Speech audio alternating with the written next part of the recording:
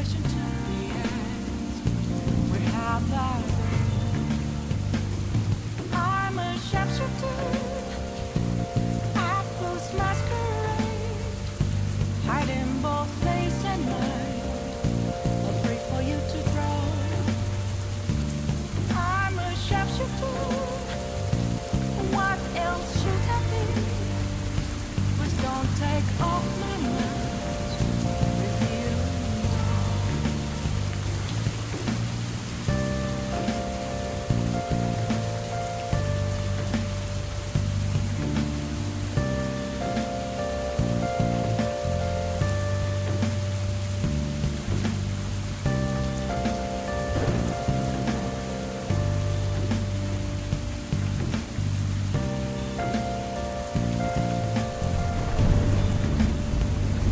Moments of calm, nothing left to be found. I'm here around in front of me. That's where I found an empty glass, reflecting that's a truth. It's telling words not to be told. I need them mask. I'm a sharpshooter. Apples masquerade. Heart in both face and mind. All free for you to draw. I'm a sharpshooter. Chained down to my core. Please don't take off my mask. My place to hide.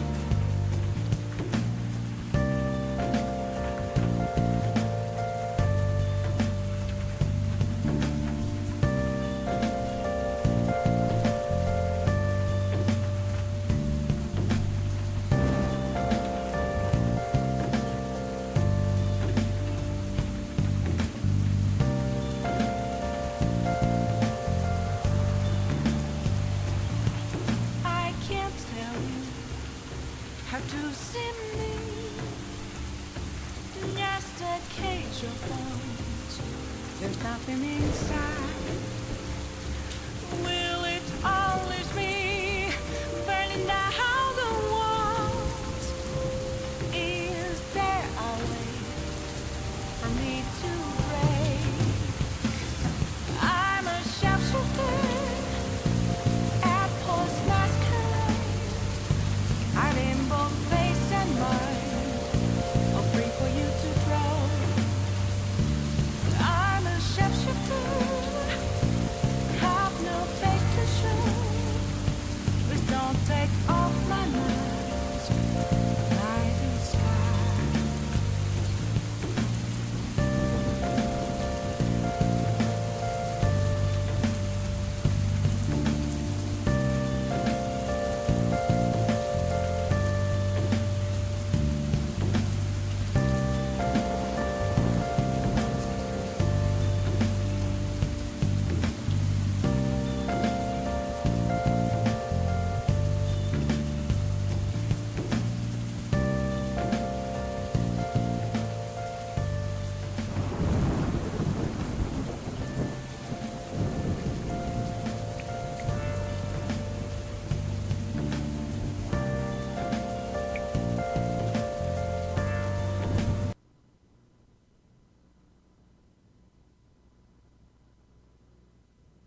Good morning.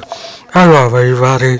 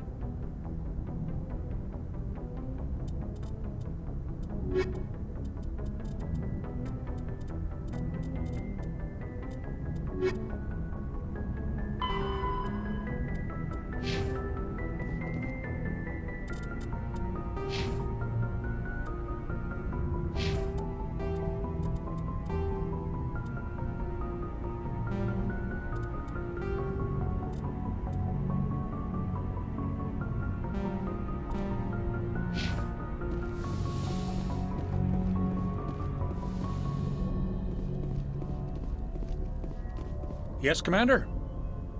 Carry on, Presley. Yes, ma'am.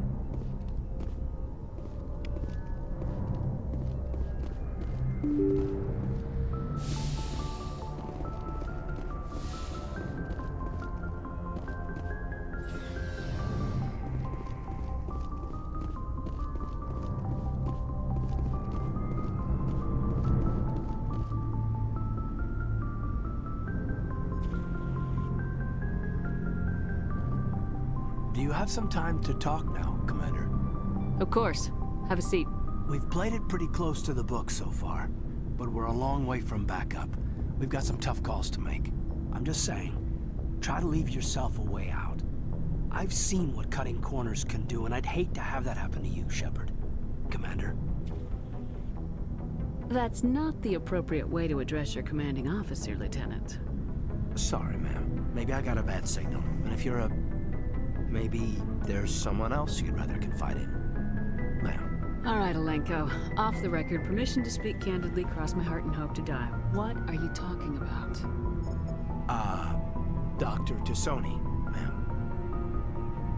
There's a lower deck rumor that she's, interested in you as more than a source of Prothean data. She's a very interesting lady. To my, tastes, but, I never claimed to be big on alien culture. You seem awfully worried about my personal affairs. It's just that we don't have much downtime these days. I like being around you, but I don't want to take up your personal time. Look, there's nothing between Liara and me. What's the real issue here, Caden? You're right. Sorry. It wasn't, Liara's not my main concern. I'm not questioning any decision you've made, Shepard. Let me be clear about that. It's just my experience that once someone lets something slide, it tends to pick up speed. Do you get my meaning? Talk to me, Caden. You got a little black rain cloud sitting over your head. I'll try to keep the deck dry. You know the records about the biotic training out on Jump Zero? They're all classified, because the Alliance made mistakes. After first contact, Kinetics was set up to track Element Zero exposures and develop implants for humans. Once we had an embassy on the Citadel, Kinetics could bring in experts instead of taking it slow. Is there some reason we couldn't learn it on our own? They didn't know where to start. Hell, it took a couple of years to even link biotics and Ezo. Forget trying to get the kids to move stuff. They had trouble just helping them not break their own limbs. And their choice of teachers didn't help much. The only experts would have to be aliens. Dead on. Turians, actually. That's why Kinetics kept it a secret. They were afraid of what people back home would think, asking the Turians for help when we just fought a war with them. The Asari would have been more acceptable than the Turians. Yes, but the company didn't go through the Citadel. It would have made Earth look weak, so they discreetly hired some Turian mercenaries. I'm sure Kinetics did what they thought was best. It wasn't best for us. They brought in an ex-military Turian named Commander Vernus. To introduce himself, he liked to say, "I was at the helm of the dreadnought that killed your father." Well, I told him my dad wasn't in the war. He'd retired to Vancouver. My family had an inland home that matured to New Beachfront. Vernus had it in for me after that. He cut corners, pushed hard. I mean, you either came out a Superman or a wreck. A lot of kids snapped. A few died. The point of all of this, I guess, is that when you cut corners, it's not always obvious who pays for it. So why are you telling me this? Is there something I can do to help you get over it? I'm 32, Shepard. You don't serve as long as I have without coming to terms with yourself. You also learn that if someone is special to you, you help them. Try to keep them from making mistakes. Special, huh? If I'm out of line, just say the word. You're not out of line, Caden. But there are regs. I get you, Shepard. I don't make a habit of complicating the chain of command. Just think about what I said. Just trying to get a sense of where the crew's at. Thoughts? I've wasted enough of your time for now, Commander. We'll have time for personal debriefings later. We'll talk later, Caden. I'd like that. Anything you need, Commander? We'll talk later, Caden. I'd like that.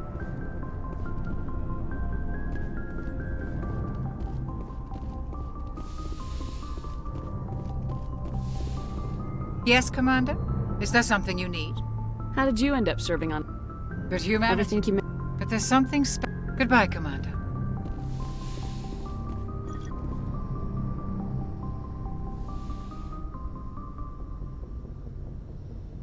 If you are here to talk about Benezia's death, you need not bother. She brought it upon herself. Don't pretend it doesn't bother you. She was your mother. She was.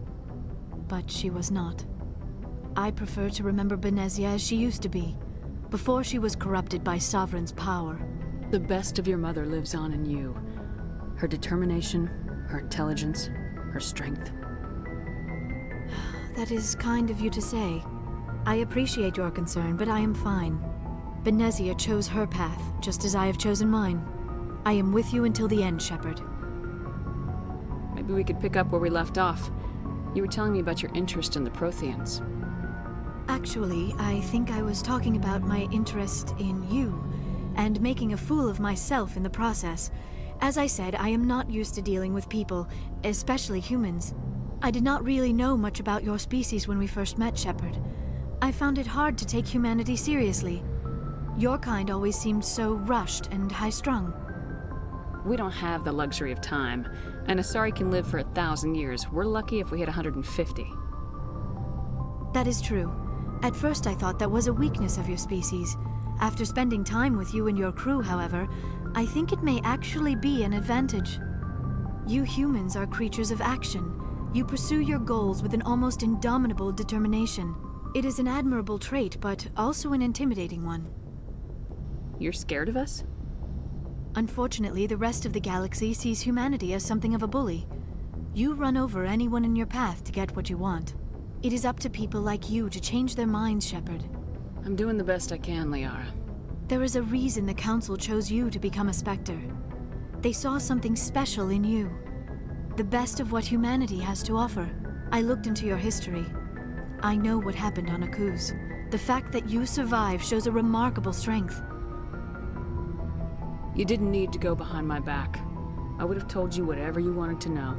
I apologize, Commander. After our last conversation, I was afraid I would say something stupid again. I wanted to know more about you, to understand what made you into the woman you are. There is something compelling about you, Shepard. Are you sure you're interested in me, or is it my visions of the Protheans? I admit, your connection to the Protheans had something to do with my initial interest, but it has grown beyond that. You intrigue me, Shepard, but I was not sure if it was appropriate to act on my feelings. I thought there might already be a relationship between you and Lieutenant Alenko.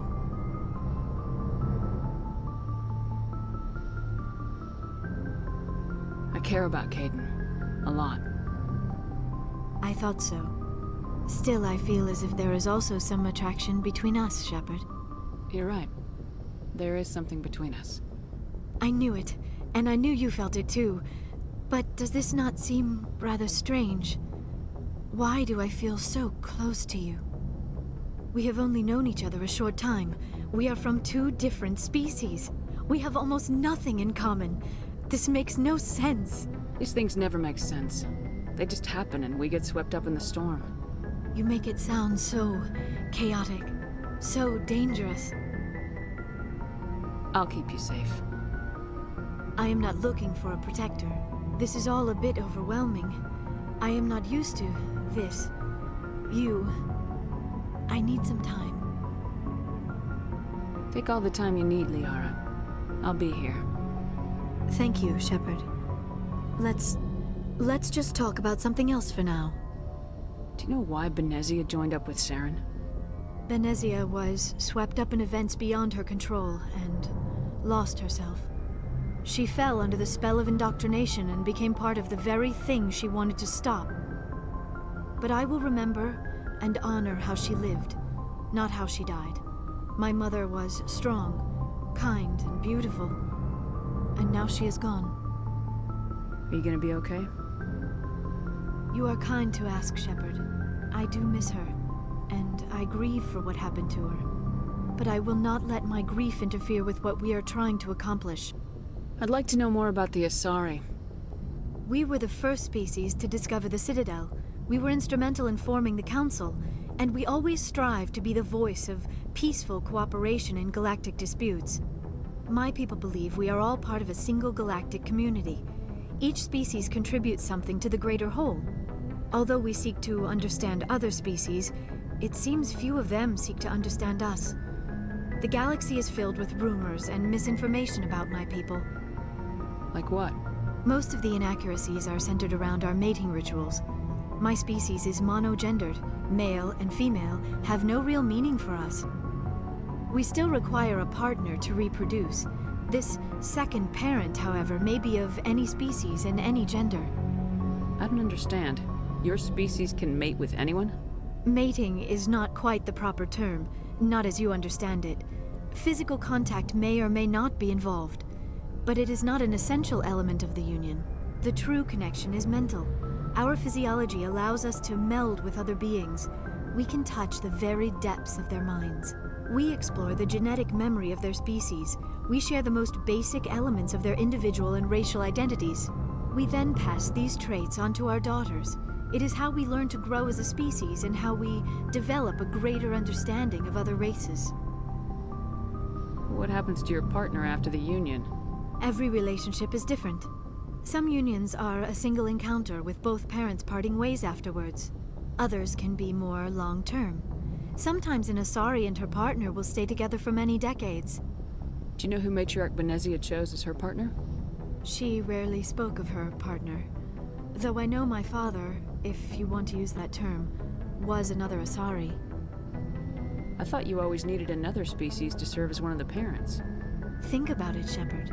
If we were not able to mate with our own species, we would have died out long before we ever mastered spaceflight and left our homeworld. Union with our own kind is no longer common, not for the purposes of reproduction. Most Asari believe it weakens our species. Asari daughters inherit racial traits from the father species. If both parents are Asari, then nothing has been gained, or so conventional wisdom would hold. I am what is sometimes called a pureblood. Though no Asari would ever be cruel enough to say the word to my face, it is a great insult among my people. It is possible Benezia's partner was embarrassed by their union. She may have been too ashamed to publicly acknowledge me as her offspring.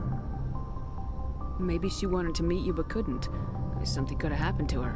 Maybe she passed away. You might be right. I hope you are. But I have no way to know for sure. Benezia never spoke of her partner. Whatever happened, it caused her too much pain to dwell on it. She raised me by herself, though that is not uncommon. Many Asari raise their children alone, particularly if the father species is short-lived. Often the partner will pass on long before the child reaches maturity. Do you know who Matriarch Benezia is? She rarely spoke of her partner. Though I know Benezia never told you her partner's name? union with our own Asari. It is possible Benezia's partner was Many Asari raise their children alone, particularly if the father I should go. Goodbye, Shepard.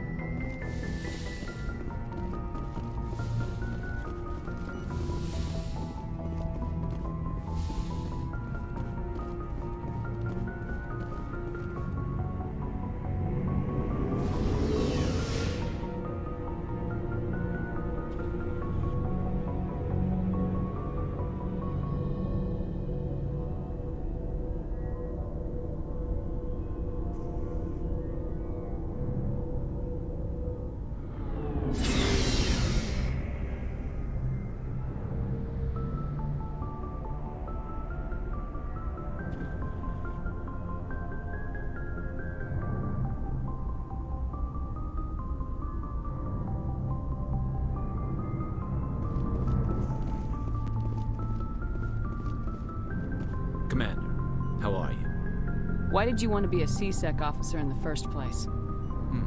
That's a good question. There were several reasons, I guess.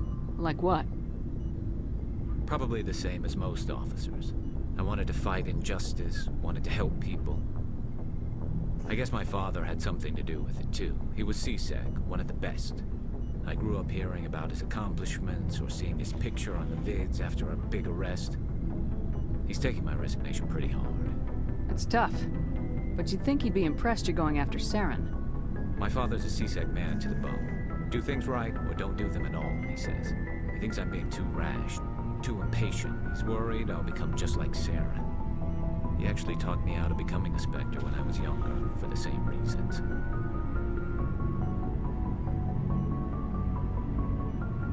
You were asked to be a Spectre. Well, I was targeted as a possible Spectre candidate, me and about 1,000 other Turian military recruits. I could have received special training, but my father didn't like it. He despises the Spectres. He hates the idea of someone having unlimited power with no accountability. He wouldn't like you, Commander. No offense. I suppose I can understand his concern. You can. But Saren's not going to play by our rules, CSEC's rules. If you want to nail Saren, you need to send someone who isn't restricted by policies and procedures. Just because you can break the rules doesn't mean you should. I don't need to stoop to Saren's level to stop him. And neither do you, Garrus. I see what you mean, but I'll think about it. Thanks, Commander. So, we've got Saren on the run. It won't be long now. Saren's good, but I'm better. Good. He's rotten. To the core. I could tell as soon as I met him. Why didn't you tell me this sooner? I would have if I thought it was important. I think I'd like to hear about it just the same. This was a while ago. A bunch of mercs were bragging about a job out near the edges of the Terminus systems. They said it paid well and the boss was never around to ride them. They said he was looking for more men, too. So I checked it out. I didn't know Saren was openly recruiting mercs. It wasn't that open, and he only showed his face once. We'd been raiding ships in the area for months when we took out this massive cargo freighter. Our biggest haul yet.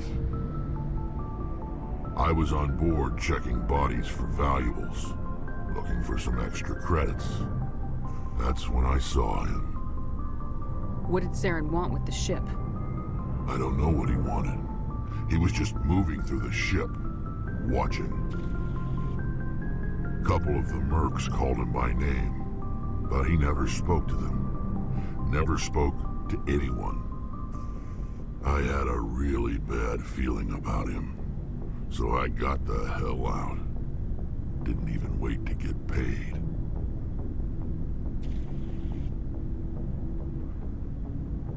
What kind of cargo was the freighter carrying? What was Saren after? I don't know. All I saw on that ship was food and medical supplies. There were some basic weapons, but nothing big.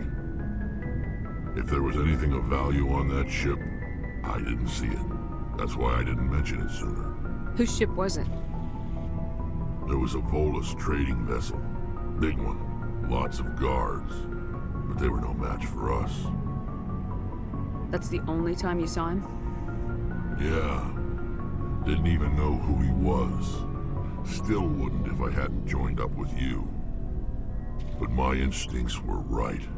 Every other merc on that mission turned up dead within a week. Every damn one. Are your people really dying? We're sure not getting any stronger. We're too spread out. None of us are interested in staying in our own system. Lots of species have left their homes and prospered. But they go to colonize new worlds. We're not settlers. We're warriors. We want to fight. So we leave. Hire ourselves out. And most of us never go back. What can you tell me about the Genophage? Ask the Solarians if you want details. They made it. All I know, it makes breeding nearly impossible. Thousands die in stillbirth, and most never get that far. Every Krogan is infected, every one, and no one's rushing to find a cure. Why don't the Krogan try to find a cure? When was the last time you saw a Krogan scientist? You ask a Krogan, would he rather find a cure for the genophage or fight for credits? He'll choose fighting every time. It's just who we are, Shepard. I can't change that. Nobody can. So long, Rex. Shepard. Commander? Do you have a few minutes to talk? One-on-one? Sure. I was just watching some mail from home. Oh, before I go, we saw Caden in a news vid about the Normandy. He's cute. Later, sis.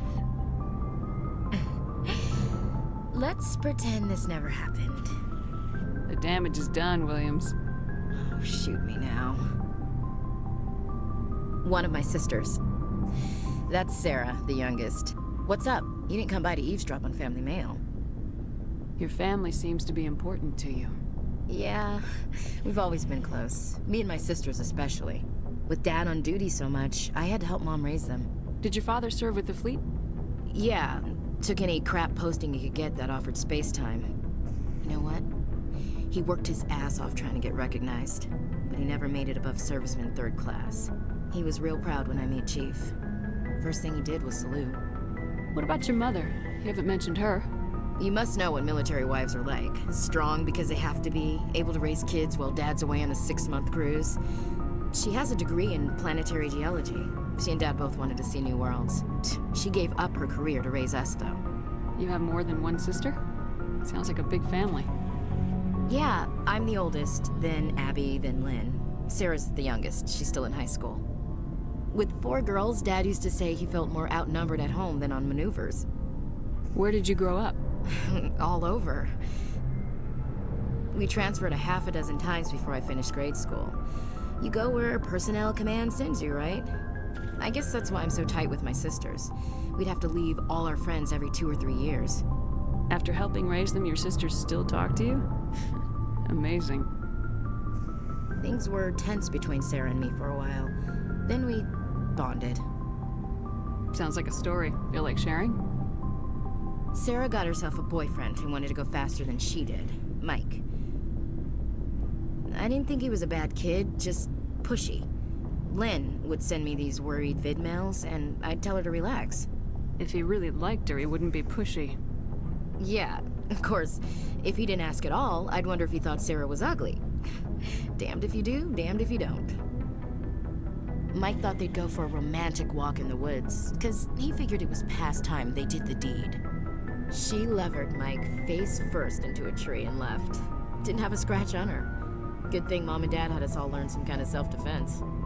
I took emergency leave and walked Sarah to school for a few days. Why didn't you tell the police? She said it wouldn't solve the real problem, and she and Mike would both become household names. It was a small colony. I said it was her call to make, that we should let her do it her way. Mom was pretty pissed about that. You said all of your sisters learned self-defense? Lynn did pistol practice, but didn't like it. She's kind of nervous. Sarah took Aikido. Abby decided to learn the sword. She always was a little weird. Likes big skirts and tops you have to tie her into.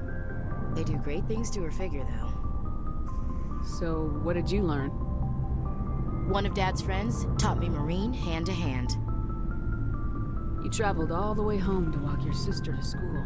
It was only a dozen light years, like a day's cruise. It's not like I was going to Earth or something. My last day out, Mike was waiting for us. Sarah had told her friends, so everyone at school knew what he did. He wasn't happy. I wanted to snap him in half, but Sarah gave me this look, this let me handle it, I need to do this alone look. She kept her cool, God bless her, as he screamed in her face. She just let him vent. Then he tried to punch her. I swear, she just flowed around him. Next thing I knew, he's face down on the sidewalk, and there's blood everywhere. That's unbelievable. Sarah must be as good as you. Better. I'm more or less a straight-up puncher. When he swung, she just She wasn't there anymore, and he fell. She helped him stop the bleeding and had me call an ambulance. She told the paramedics he fell. Before they took him to the hospital, Mike touched Sarah's arm. I thought he was gonna end up on the ground again. But he hung his head, whispered, "I'm sorry," and started crying. And she hugged him. The Williams women are a decisive bunch, Commander. We do things when we're ready. Not before, not after. Your sister's something else. But you didn't mention your father at all. Was he on deployment? Dad always wanted to serve in space, but he wanted us to have real ground under our feet. He'd say, space is beautiful, but you can't raise a family there. I cannot rest from travel. I will drink life to the lees. All times I've enjoyed greatly, have suffered greatly, both with those that loved me and alone. For always roaming with a hungry heart, much have I seen and known, cities of men and manners, climates, councils, governments. I never thought I'd hear you reciting poetry. Just because I can drill you between the eyes at 100 meters doesn't mean I can't like sensitive stuff. Just don't spread it around. Ulysses was my dad's favorite poem. Every time he shipped out, he recorded me reading it. He had a dozen versions when he retired. Does he still like it? I sure hope so. I read it to his grave every time I go home. Dad passed on a few years back. He's probably still watching, though. You mean from wherever we go after death? Dead on, Skipper. He's with God now. That's not a problem with you, is it? That I believe in God? You know that old saw, there's never an atheist in a foxhole? Well, I've been in a lot of foxholes. Yeah, I guess you have. I've met a few people who are really weirded out by my faith. Because I work in space, I can't believe in a higher power? Jeez. Hello, have you people looked out the window? How can you look at this galaxy and not believe in something? I should get back to my duties. Didn't mean to take up so much of your time. What's your opinion of the last mission? You mean the Rachni, right? They were dangerous, Skipper. They proved that 2,000 years ago. I think it was a mistake to let them go. But that wasn't my call to make. It was yours. You know, you really should talk to Tisoni about her mom. She has to be hurting. Just saying, Skipper. Dismissed, Chief. Ma'am.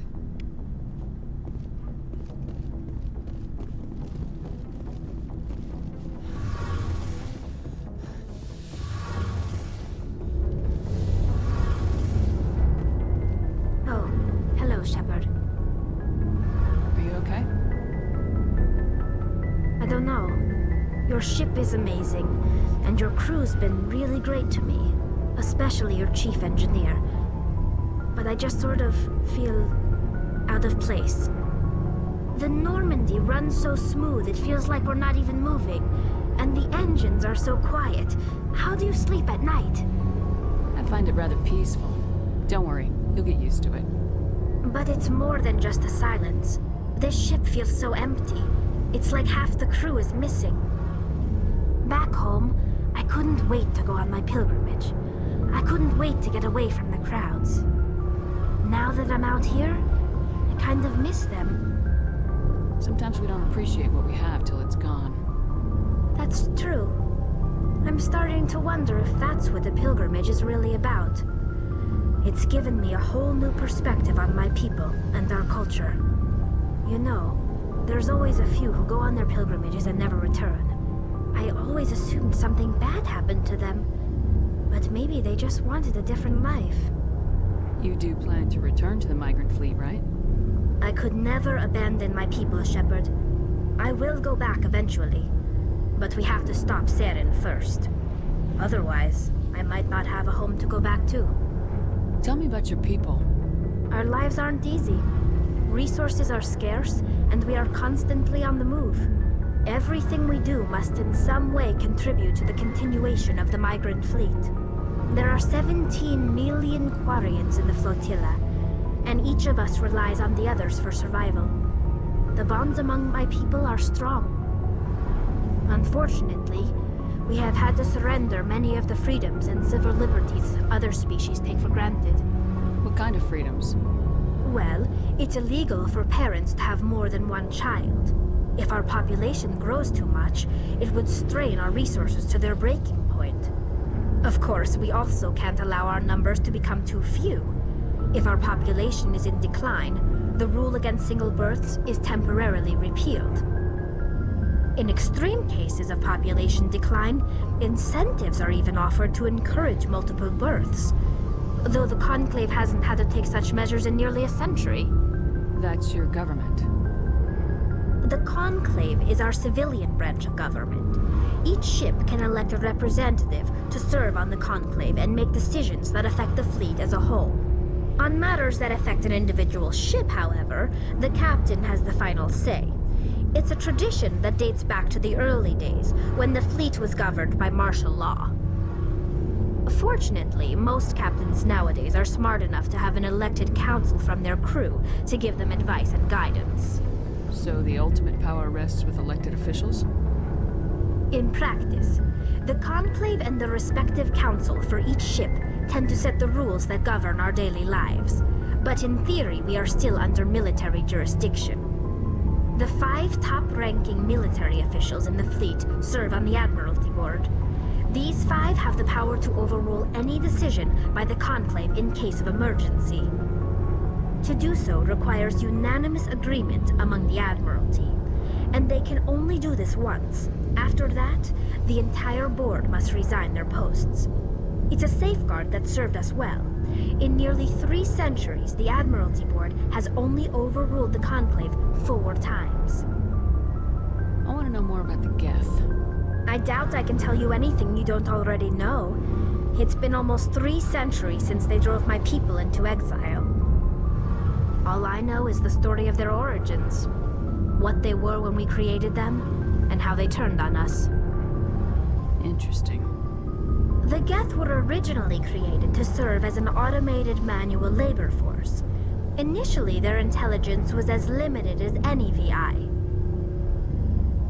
Over time, we made small modifications to their programming to allow them to perform more varied and complex tasks, bringing them closer and closer to true AI status. How come the council didn't step in and stop you? This wasn't true AI research. We may have been skirting the bounds of the law, but we never did anything that was actually illegal. The changes were so insignificant, so gradual, that we were able to control them. Or so we thought. But one thing we underestimated was the power of the neural network. 1 million Geth thinking simultaneously created an inherently unstable matrix. So the Geth share brain power? Many of the Geth's logic systems were designed to work in concert with other nearby Geth. Basically, the more of them you have in a group, the smarter they are. So there's some sort of group consciousness? No, nothing like that. They cannot share sensory data or information. Their programming cannot handle that much simultaneous input. Each Geth maintains an individual awareness and identity. The neural network only operates on a process-based level. It's basically the synthetic equivalent of a subconscious. But when they're in close proximity, they can coordinate low-level functional processes, freeing up more capacity for original or independent thought. That doesn't make any sense. I'm probably oversimplifying. The Geth are incredibly advanced and complex creations. All you need to know is that they get smarter when they gather in large numbers. As we built more and more Geth, their effective intelligence became more sophisticated, more abstract. One day, a Geth began to ask its Quarian overseer questions about the nature of its existence. Am I alive? Why am I here? What is my purpose? As you can imagine, this caused a near panic among my people. I don't see what's so bad about those questions. The Geth were created to engage in mundane, repetitive, or dangerous manual labor. That's fine for machines, but it won't satisfy a sentient being for long. The Geth were showing signs of rudimentary self-awareness and independent thought. If the Geth were intelligent, then we were essentially using them as slaves. It was inevitable the newly sentient Geth would rebel against their situation. We knew they would rise up against us, so we acted first. A general order went out across all Quarian-controlled systems to permanently deactivate all Geth. The Geth responded to this order violently. Hey, you can't blame them for fighting for their survival. We had no other choice. The Geth were already on the verge of revolution. By acting quickly, we had a chance to end the war before it began. The hope was that most of the Geth would still be little more than machines, incapable of organized resistance. But they had progressed much further than anyone anticipated. The war was long and bloody. Millions upon millions of Quarians died at their hands. In the end, we were forced to flee our own homeworld. We feared the Geth would pursue us, but they never came beyond the Veil. Now we drift through space, exile searching for a way to reclaim what was once ours. It's hard to feel sorry for you. Your ancestors tried to wipe out another species. We made a mistake when we created the Geth in the first place, but we did not make a mistake when we went to war against them. If we had not acted, they would have wiped us out. They're a synthetic life form. They have no use for organics. None. Why do you think they cut themselves off from the rest of the galaxy? Why do you think they've killed every organic being who's ever tried to contact them? I didn't mean to offend you. I'm sorry. I didn't mean to get so worked up. Most Quarians tend to have pretty strong opinions about the Geth. I want to know more about the pilgrimage. When my people reach maturity, we leave our birth ships and seek acceptance with a new crew. It's necessary to maintain genetic diversity among the fleet. But no ship wants to accept someone who will be a burden on them. So, to prove our worth, we embark on a pilgrimage. We set out alone, leaving the flotilla and our families behind us. We only return once we have found something of value we can bring back to the fleet. This is presented as a gift to the captain of the respective ship we wish to join. If the gift is accepted, we are welcomed into the crew. Can a captain choose to reject the gift? That doesn't happen often. Most captains are eager to increase the size of their crew. It increases their own standing in our society. Even when the gift is not particularly valuable, the captain usually accepts it out of a sense of tradition. However, there is a stigma to presenting a substandard gift. It's not the best way to make a good impression on a new community. Most pilgrims don't return until they find something worthwhile. Can a captain choose? It's not the best way to make a good impression. I want to talk about something else. Like what? I should go. See you later.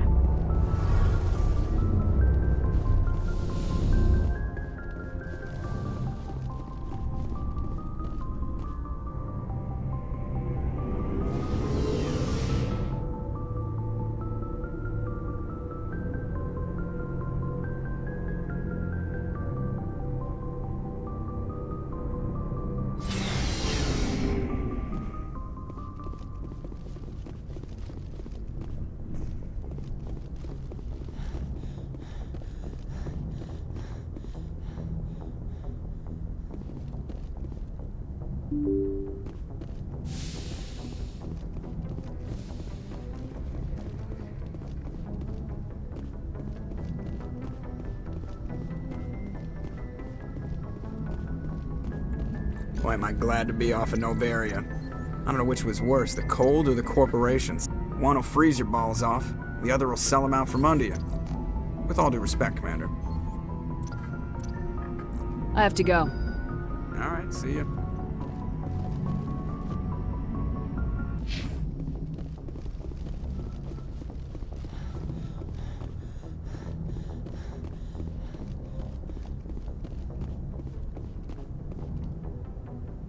Good timing, Commander. We got a transmission coming in from the Citadel. Top priority clearance. I'll take it in the comm room.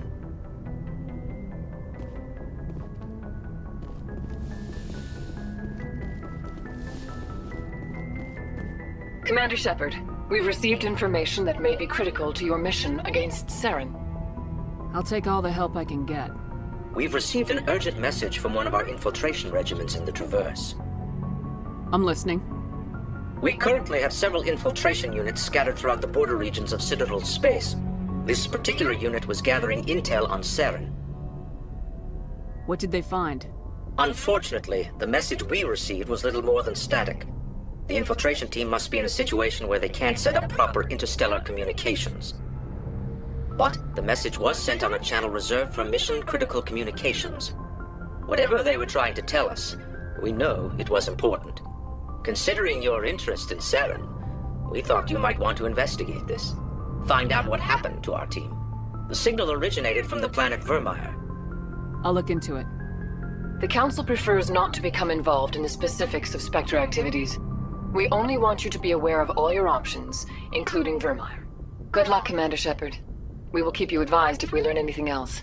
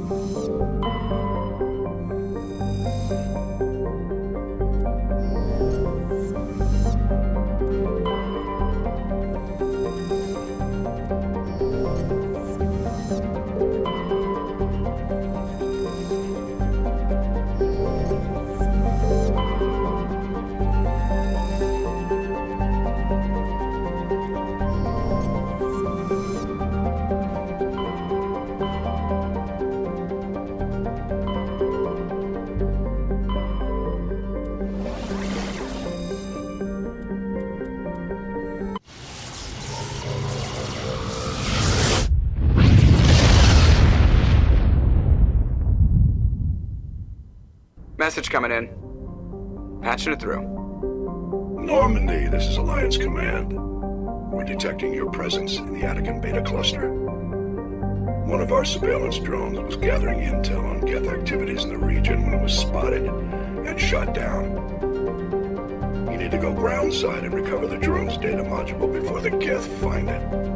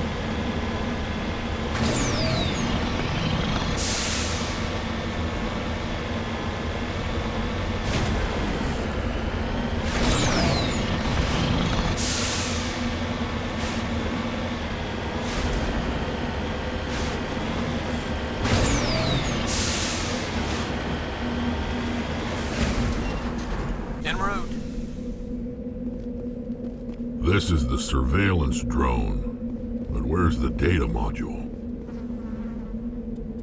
Guess we're doing this the hard way.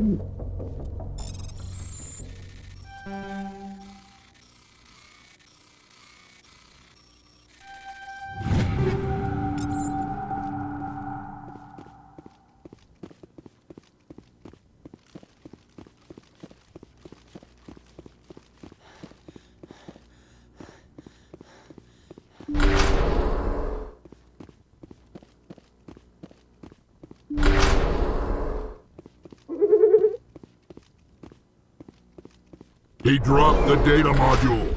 Looks like the data module's still intact. Joker can transmit this info to your Alliance command.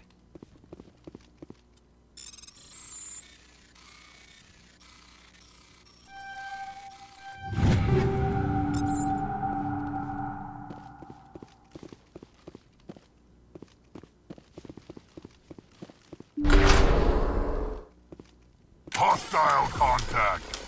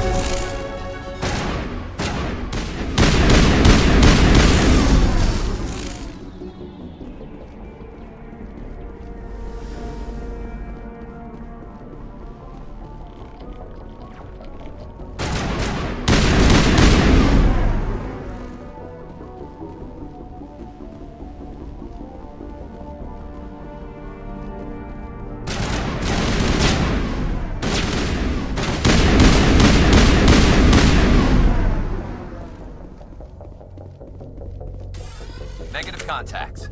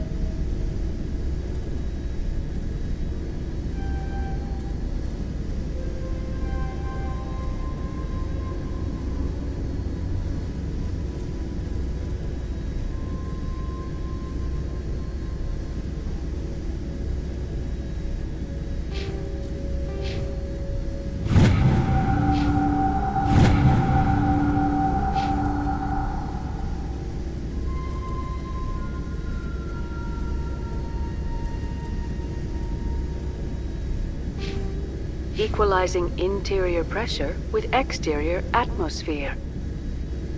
Logged. The commanding officer is ashore. Exo Presley has the deck.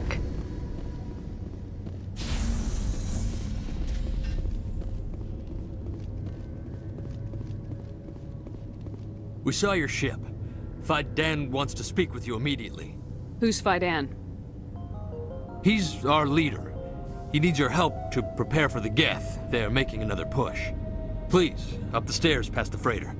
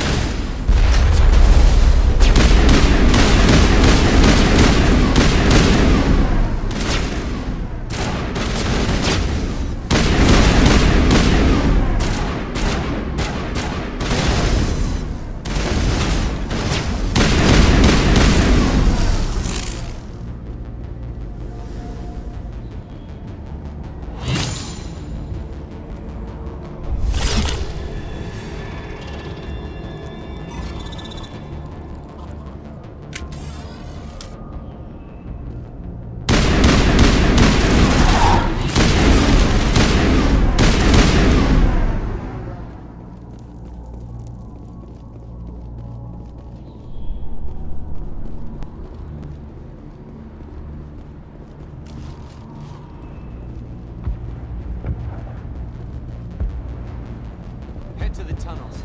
Make sure... Those Geth are bloody dangerous. Glad to see some soldiers. Our numbers again. How is a woman supposed to think with guns going off all around?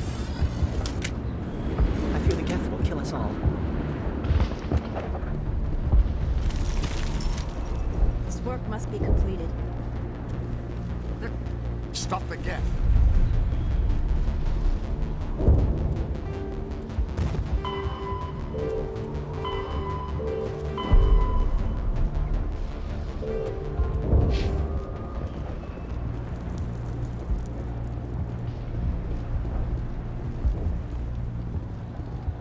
Geth are mounting another attack.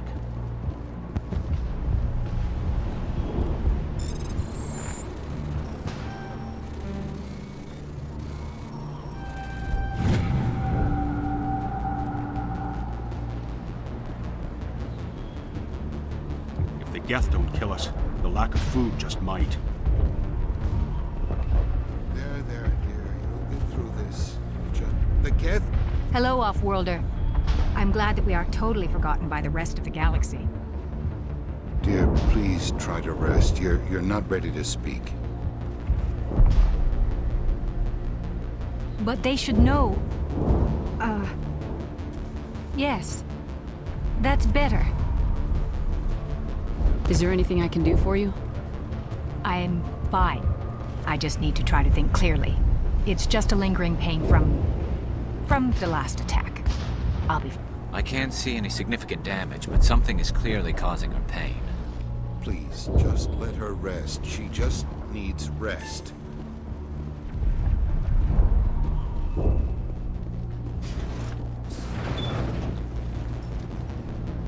Oh, Commander. I'm glad they finally sent somebody to help us. You're a bit late, aren't you? Arcelia. Sorry, Commander. Everyone's on edge since... Watch out! We've got Geth in the tower! Protect the heart of the colony!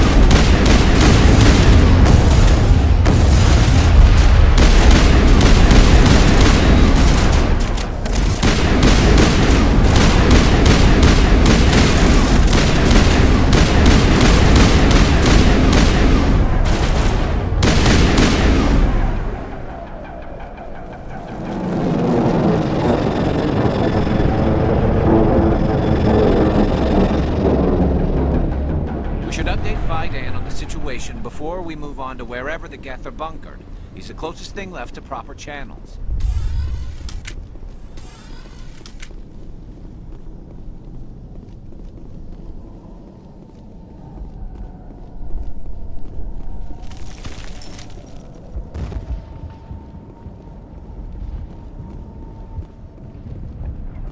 The tower's secure. Thanks to you, Commander. I'm just glad your colony's safe. I appreciate your concern and your efforts against the Geth. They may have been slowed, but they'll be back. They always come back. Help me find what the Geth are after, and you'll all get out of here alive. We don't know what they're after. They came, they attacked us, that's all we know. Their main base is at the ExoGeni headquarters. A good place to start looking if you want answers.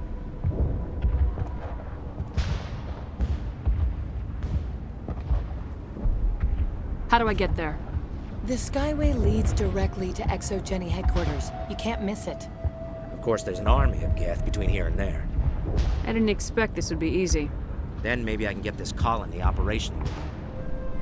We'll get going then. Good luck, Commander.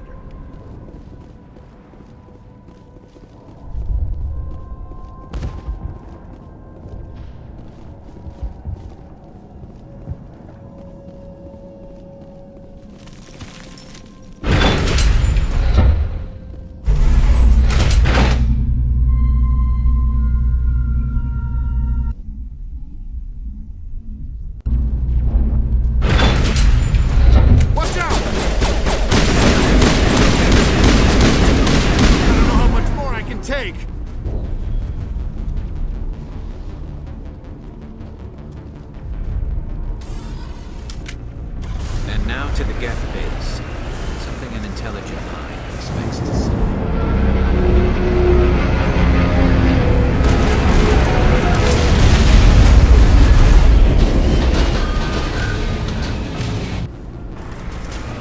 The last batch went south. What are they looking for? Picking up a comm signal. It's too weak to pinpoint, but there's definitely something out there.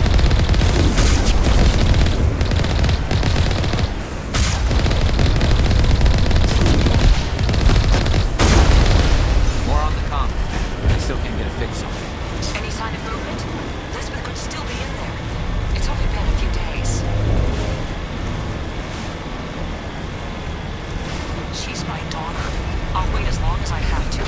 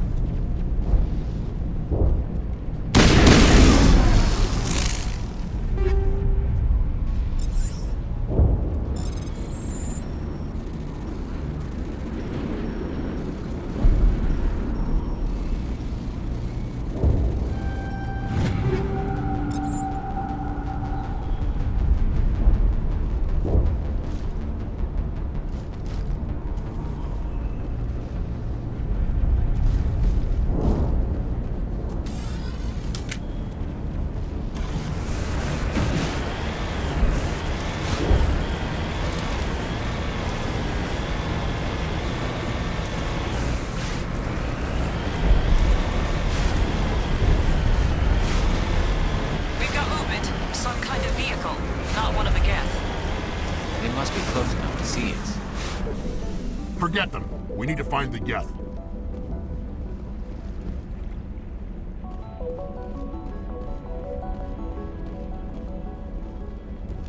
That's close enough! Relax, Jong. They're obviously not Geth. Get back, Juliana. Who are you? What do you want? Commander Shepard, I'm here to remove your Geth problem. You see? You worry too much. And you trust too easily, Juliana. I'm just glad to see a friendly face. I thought we were the only humans left on this planet. Fi Dan and some of the members of Zoo's Hope are still alive. I thought you said they were all dead. I said they were probably all dead. They're surviving, but the Geth really hit them hard. We know what that's like. Those damn synthetics are relentless. I'll do whatever I can to keep them away from you, but I need some information. What kind of information? Ignore him. The Geth are up in the Exogeny headquarters, just a bit further along the Skyway. Those headquarters are private property, soldier. Remove the Geth and nothing else. I'm not interested in your company's secrets. Commander, before you go, my daughter, Lisbeth, she's missing. They shouldn't waste time poking around. We can do a proper accounting of our casualties after the Geth are gone. That's my daughter you're talking about. She's still alive. I know it. Where's your daughter, Juliana? She was working in the Exogeny building when the attacks came. Oh, yeah, there were several places she could hide. For a short time. If she's in there, I'll get her out. Thank you, Commander. Thank you. Stay bunkered down until I find out what the Geth are after. Of course. And please remember, if you see my daughter...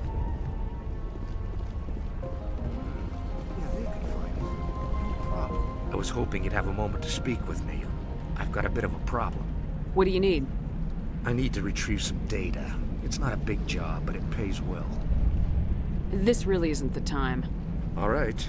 Just remember, there's money to be made if you want it.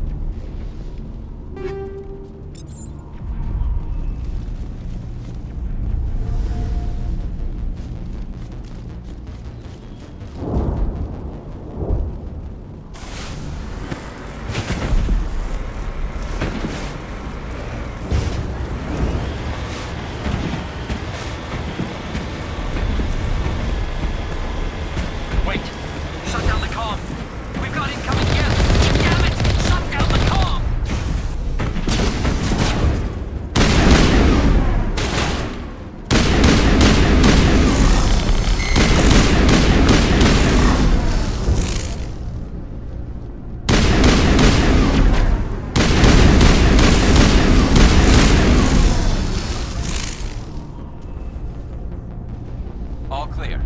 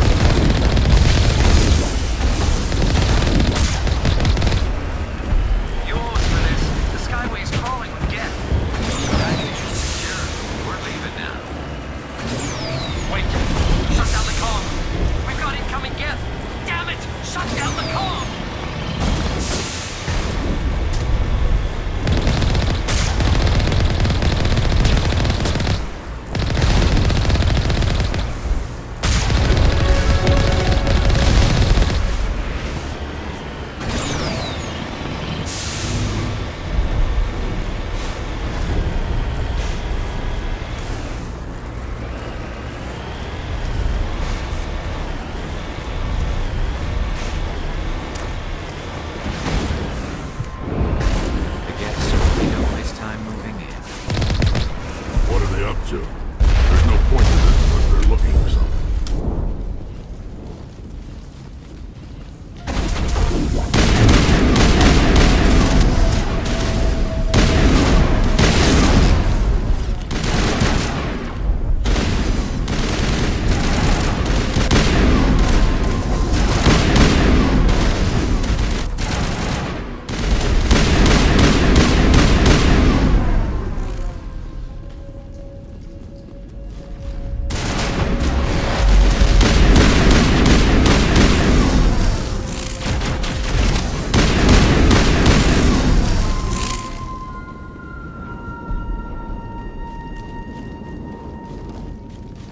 This looks like a one-way drop, Commander.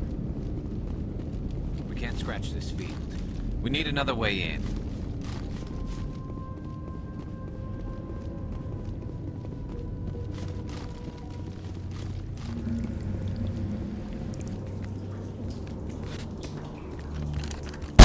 Damn it! I'm so sorry. I thought you were Geth, or one of those Baron. You're safe now. But why were you here in the first place? It's my own fault. Everyone else was running, and I stayed to back up data. Next thing I knew, the Geth ship latched on, and the power went out. I was trapped. I tried to get out, but the way was blocked. We'll get you out as soon as we find out what the Geth are after. It's not the Geth, it's the energy field they put up. They don't want anyone else getting access to the... I'm here for the Geth. It's very important that I find out what they're after. I don't know for certain, but I'm guessing they're here for the Thorian. What's a Thorian? It's an indigenous life form. ExoGenny was studying it. What else can you tell me? Do you know where I can find this Thorian? I might be able to, but not with those Geth crawling around everywhere. Look, we need to get out of here, past that field. Do you know how we can shut it down? No, not exactly. But I think the Geth ship is powering it. I've noticed the Geth laying power cables everywhere. You could follow those cables, but there's Geth all over the place. All right, I'll look into it. Stay put until the field is down. Yeah, you don't have to tell me twice. I'll just find a small hole to hide in until the field is down. Oh, here, take my ID. This should get you past any locked doors. Good luck with that field.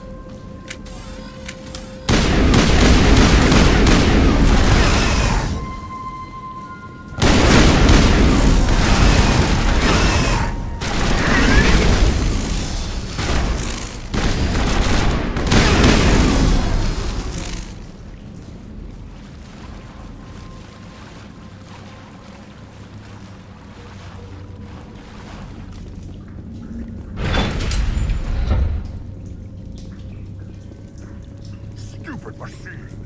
Access encrypted file. No, I don't want to review protocol. I am unable to comply. Please contact your supervisor. Damn it! Tell me what I want or I'll blast your virtual ass into actual dust! Please contact your supervisor for a level 4 security exemption, or make an appointment with... Stupid machine! If there is nothing else, please step aside. There is a queue forming behind you for the use of this console.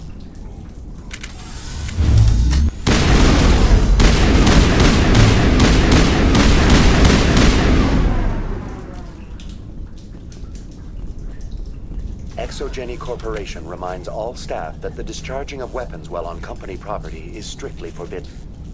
Welcome back, Research Assistant Elizabeth Bainham. What can I do for you? What information was the last user attempting to access? Fetching data. The previous user was attempting to access details on the study of subject species 37, the Thorian. Tell me everything you told the Krogan.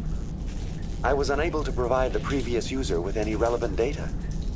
Aside from lacking proper access, there has been no new data available on species 37. All sensors monitoring the observation post at Zoo's Hope have been inactive for several cycles. What does Zoo's Hope have to do with the Thorian? Species 37 is located within the substructure of the Zoo's Hope outpost. Tell me everything you know about the Thorian. The Thorian is a simple plant life form that exhibits a sentient behavior uncommon with other flora. Through dispersion and the eventual inhalation of spores, it can affect and control other organisms, including humans. The zoo's Hope control group has yielded interesting results. Before sensors went offline, almost 85% of all test subjects were infected. Are you saying ExoGeni knew its people were getting infected? It was deemed necessary to assess the true potential of Species 37. That's why they were acting so strange. You should contact Joker. Joker! Come in, Joker! Damn it! That field's blocking us. We've got to drop that shield and get back to the outpost. VI, what can you tell me about the Geth ship and the field it's generating? I have limited data on the Geth. They have effectively blocked all sensors within the facility. I have detected unusual power fluctuations, but am unable to determine the source. We need to find that ship. Let's get moving. Going to standby mode.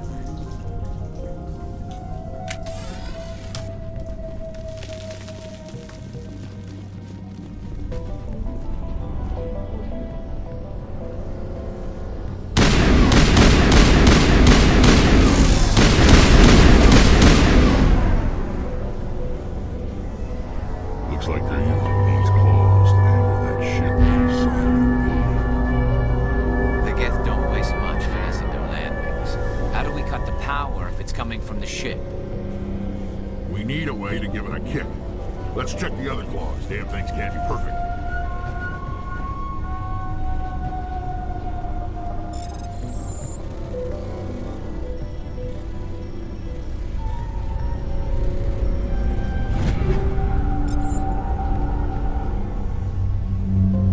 This place seems almost peaceful. Do you think the Geth were using this room as some kind of religious temple? Whatever. I ain't here to learn their customs.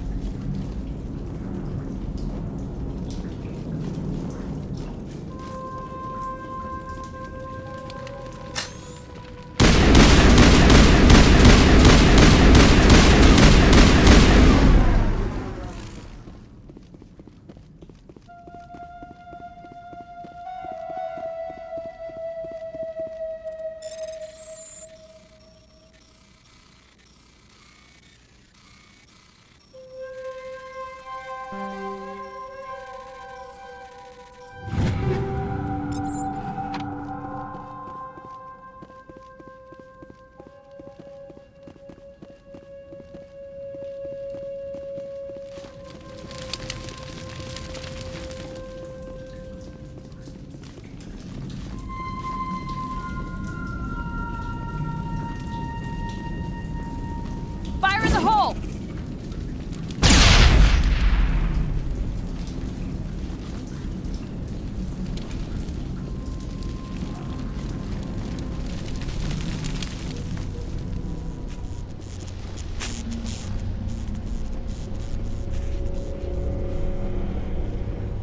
This place seems almost peaceful.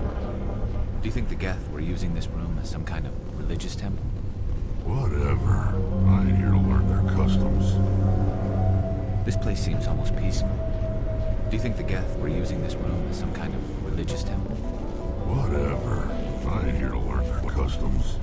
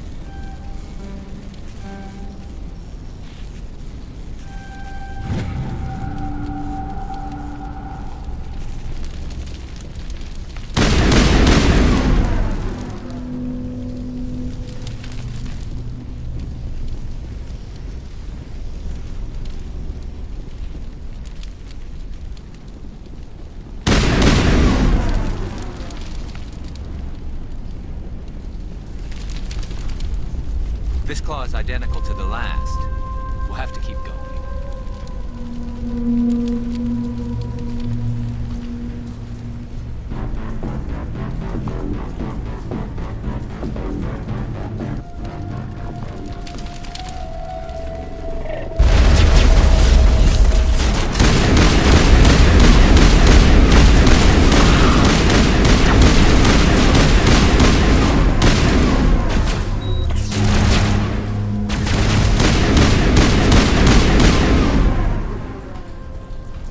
Seems like a containment map of sorts. Tear up even one claw and that ship is gone.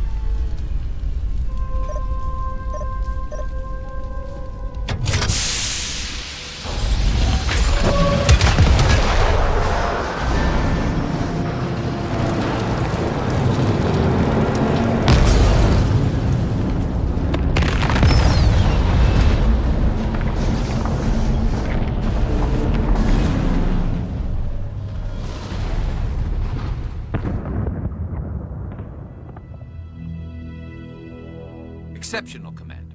The fields will be down. We can go deal with this Thorian creature now. This was my kind of mission. Kill a bunch of Geth and end things off with a huge crash. Keep your guard up. There still might be a few Geth inside the base. I repeat, Normandy to shore party. Are you reading? Anyone there? Normandy to shore party. Come on, Commander, talk to me. Is that you, Joker? What's going on over there? We're in lockdown here, Commander. Something happened to the colonists. They're banging on the hull, trying to claw their way inside the ship. They're freaking out. They can't do any real damage. We're on our way back. Just hold your position. Yeah, okay. Well, we'll just wait right here for you, Commander. This place will be crawling with Geth in a minute. Keep together and we'll get out of here in one piece.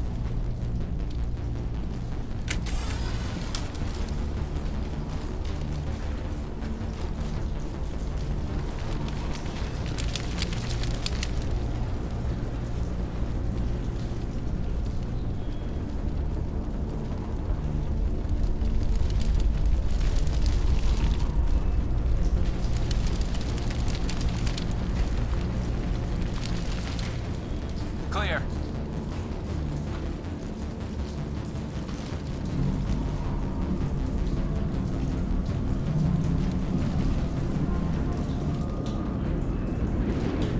There you are. We should get out of here. I don't think this place is safe. I need some answers. You knew more about the Thorian than you let on. I was afraid. I wanted to stop the tests, but they threatened me. Told me I'd be next. When the Geth attacked, I stayed behind to send a message to Colonial Affairs. I tried to tell them where to find the Thorian, but the power cut before I could send the message. I never meant for this to happen. You did what you could. I'll help them if you can tell me where to find the Thorian. The Thorian is underneath Zoo's Hope, but the entrance is blocked. The colonists covered it with the freighter just before the Geth attacked. But why are the Geth after the Thorian? What could Saren want with it? Well, it does have unique mind control capabilities. That's what Exogeny was interested in. Normandy to shore party, come in. What is it, Joker? We're getting a lot of Geth comm chatter. Looks like they're headed your way. Thanks for the heads up, Joker. You heard the man. Let's move out. I'm coming with you. I might be able to help. Undo the mess I helped create.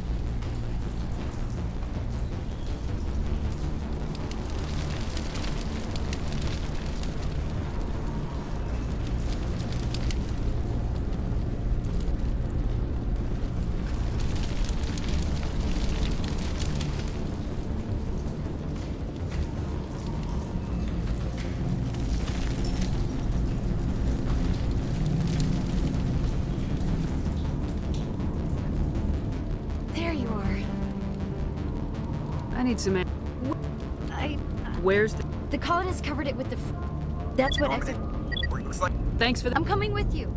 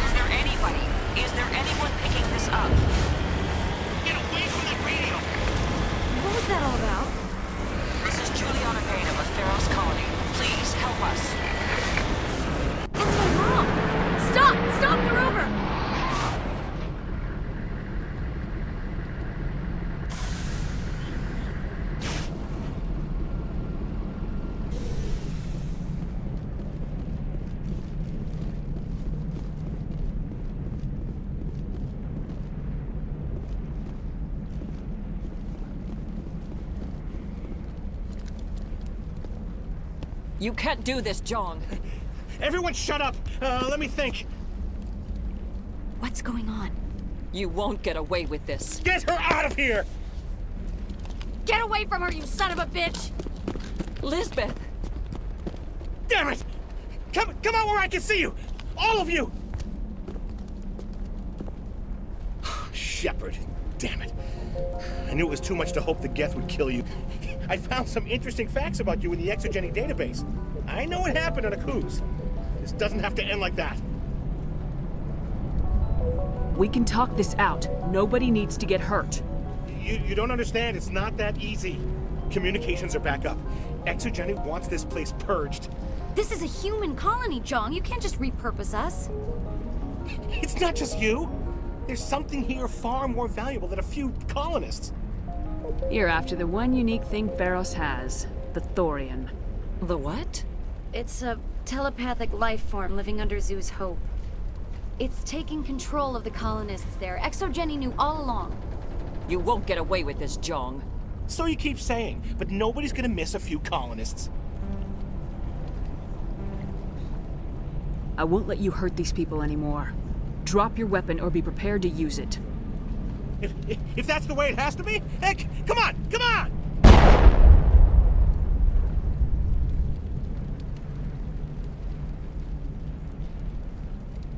As if we don't have enough problems. Now we're shooting each other in the back. It's my fault. I knew what was going on and I didn't do anything. Don't you start. You do good work, and you know it. So what now, Commander? I'll deal with the Thorian, then make sure you're safe. The colonists won't let you near the Thorian. They die first. They're under its control. What else am I supposed to do? There's gotta be another way. I think there is. You could safely use a nerve agent to neutralize the colonists. Like a gas grenade. Sounds good. I'll do what I can. Excellent. Thank you so much, Commander. We'll stay out of your way until you clear a path.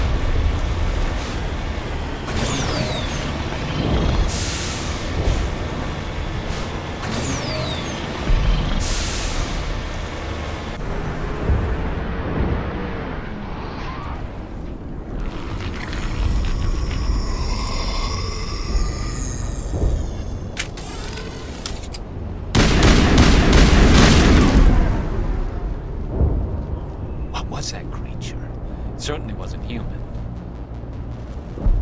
I want a clean sweep. Nothing hostile lives to take a second shot. We did acquire nerve grenades from Dr. Bain. Do you want us to use them?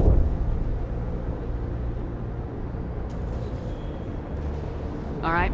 Try not to tag the colonists, but we have to get through no matter what. Very well, Commander. Let's go.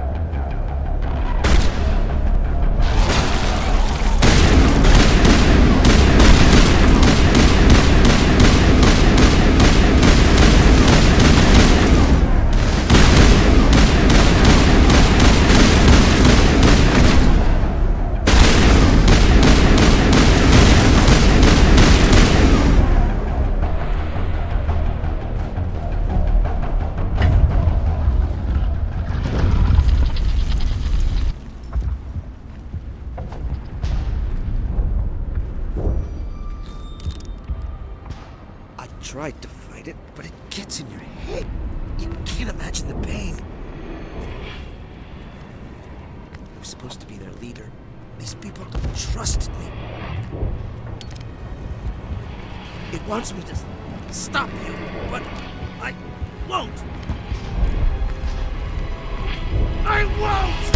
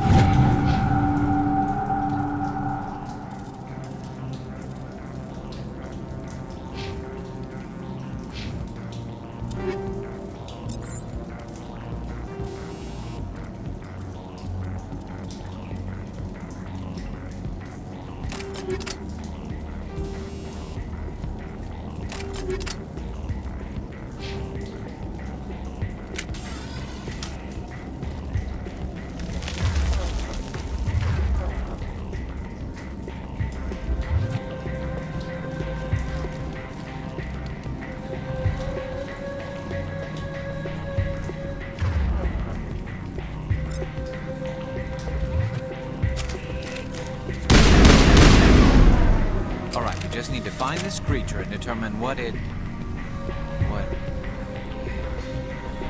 This was not covered by my training manuals. That does not look like any plant I've ever seen. This may be problematic.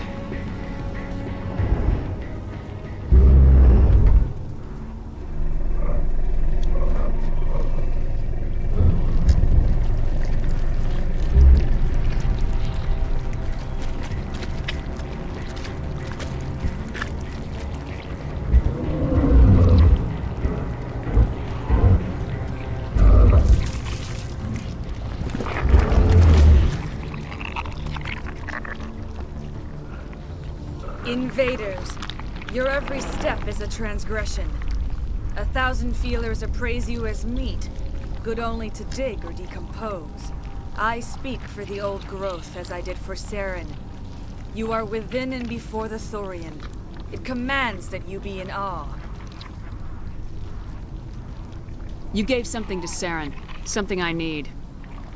Saren sought knowledge of those who are gone. The old growth listened to flesh for the first time in the long cycle.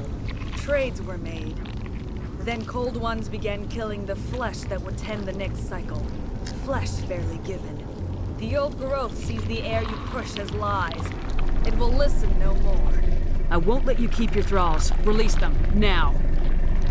No more will the Thorian listen to those that scurry. Your lives are short, but have gone on too long. Your blood will feed the growth.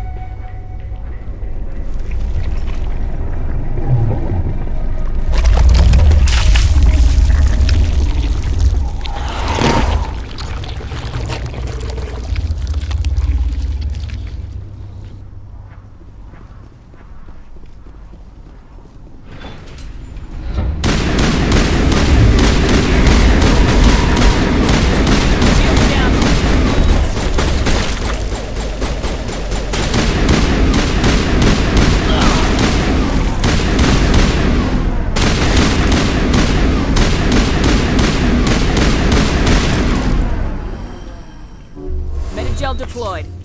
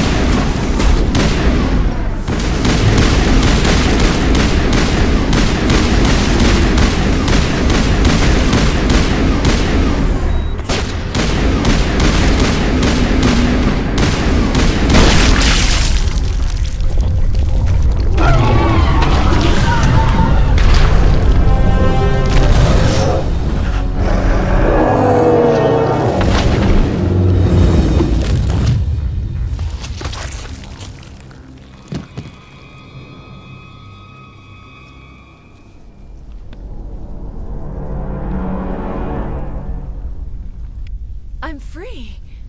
I suppose I should thank you for releasing me. Is everything all right? Are you hurt?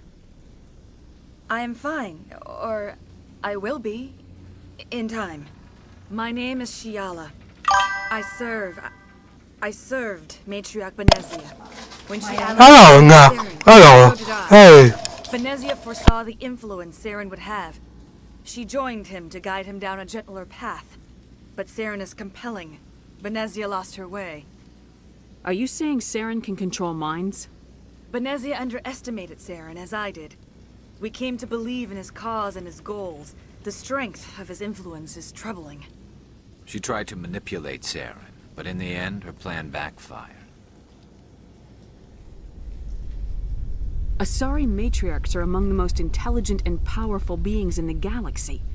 How could one fall under Saren's control? Saren has a vessel, an enormous warship unlike anything I've ever seen. He calls it Sovereign. It can dominate the minds of his followers. They become indoctrinated to Saren's will. The process is subtle. It can take days, weeks, but in the end, it is absolute. I was a willing slave when How you good? I'm good. I'm good. I'm good. I'm fine. I'm good. I'm good. I'm fine. I was sacrificed I'm to good. secure an alliance between Saren and the Thorian. Saren's pretty quick to betray his own people. He was quick to betray the Thorian, too.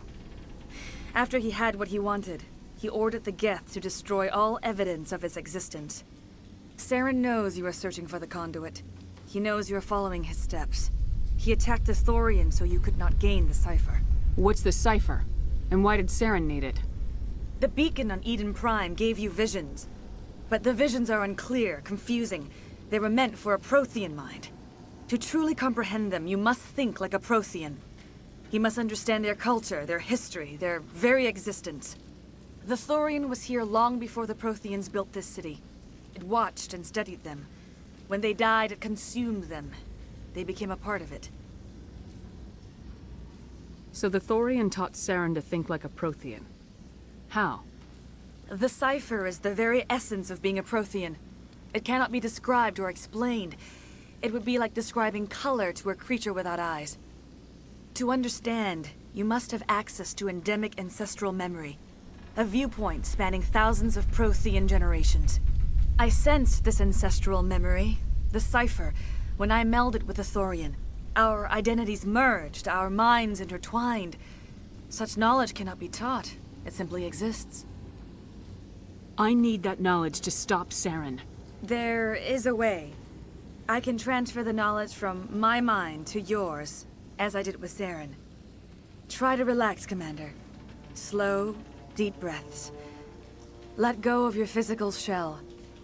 Reach out to grasp the threads that bind us, one to another.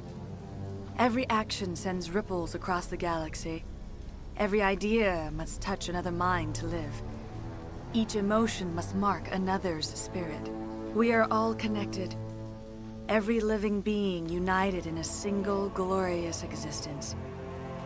Open yourself to the universe, Commander. Embrace eternity.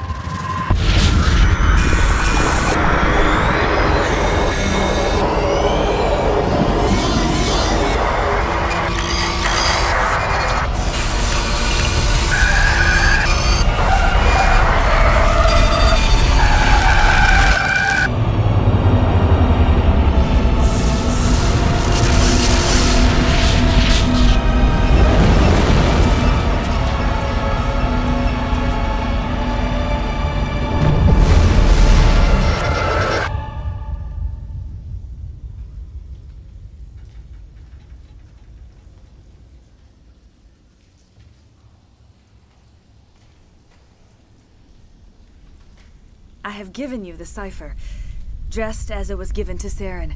The ancestral memories of the Protheans are a part of you now. Are you all right? What just happened? I saw... something. It still didn't make any sense. You have been given a great gift. The experience of an entire people. It will take time for your mind to process this information. We should get you back to the ship, Commander. Medical needs to know about this. I'm sorry if you have suffered, but there was no other way. You needed the cipher. In time, it will help you understand the vision from the beacon. Do you know what the conduit is, or where it is? No, I'm sorry. All I know is that Saren believes the conduit was the key to the Prothean extinction. That can't be good, whatever it is. You have the cipher. In time, your visions will clear. They will lead you to the conduit. I only pray you find it before Saren does.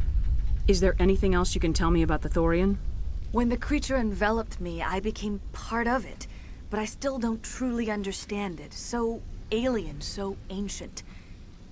Its exact age is impossible to know. It measured time differently.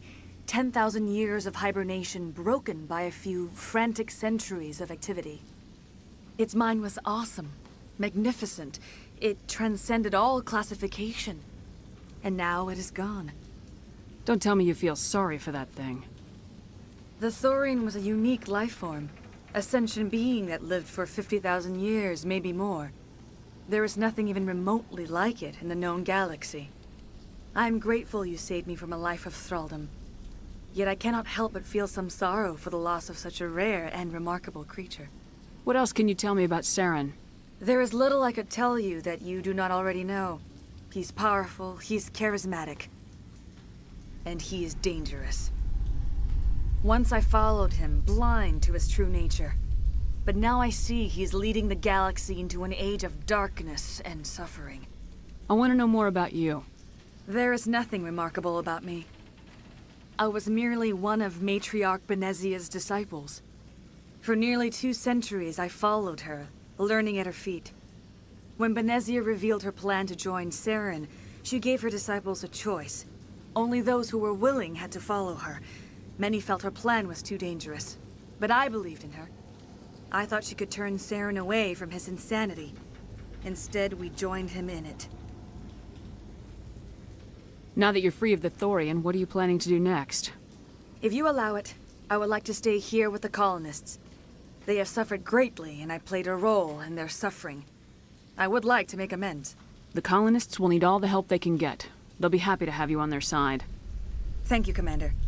May fortune smile upon you.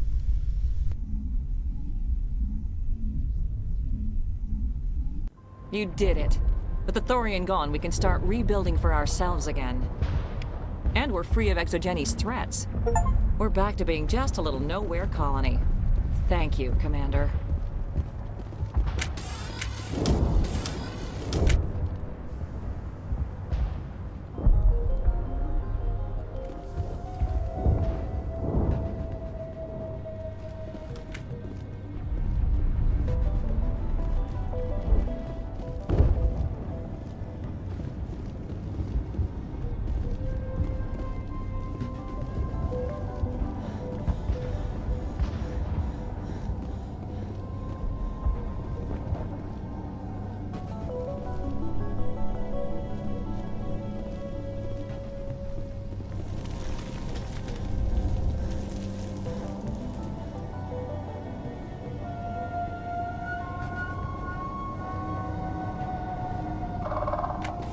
Oh god, they're everywhere!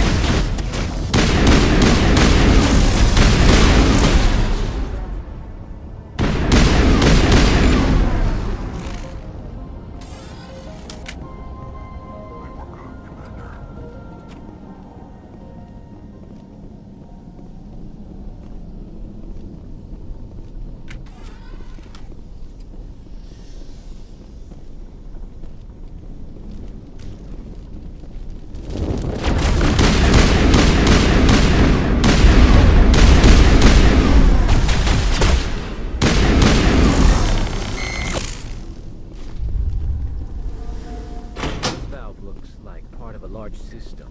There are likely others we need to activate as well.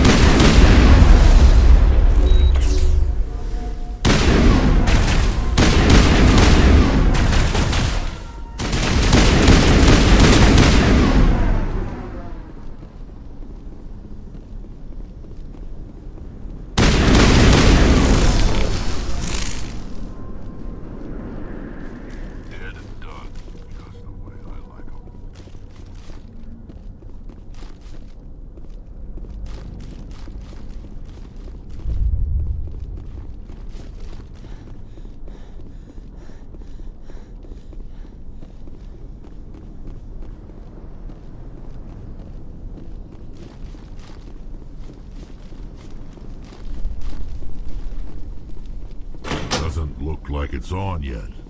We should keep looking.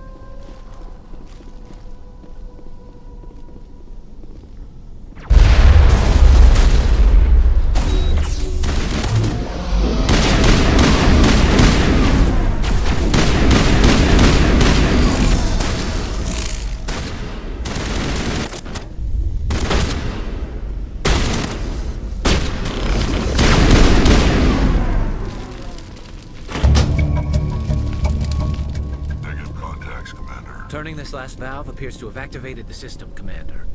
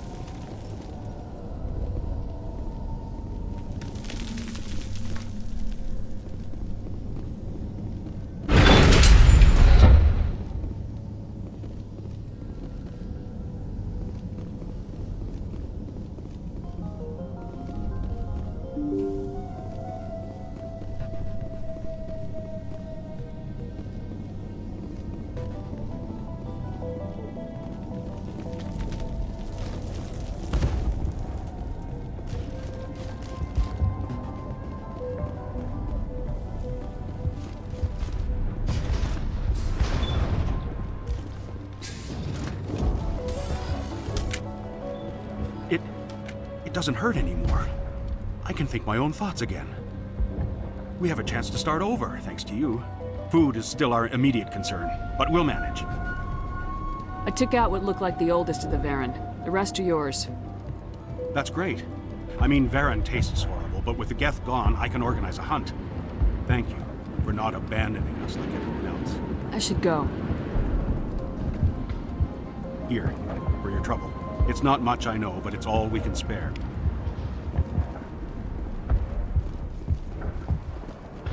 Finally, that damn thing is out of my head. I can think without pain. I still need the power cells for this generator, though. If I find anything while I'm looking around, I'll send it your way. Thank you, Commander. I appreciate it. I can think without pain. Thank you. You've given us a second chance. It's nice to have more mundane worries, like getting that water flowing again. The water's back on again. Really? I'll need to get the relays going then. Thanks for your help, Commander. Here's a small payment for your trouble. Thank you for freeing us.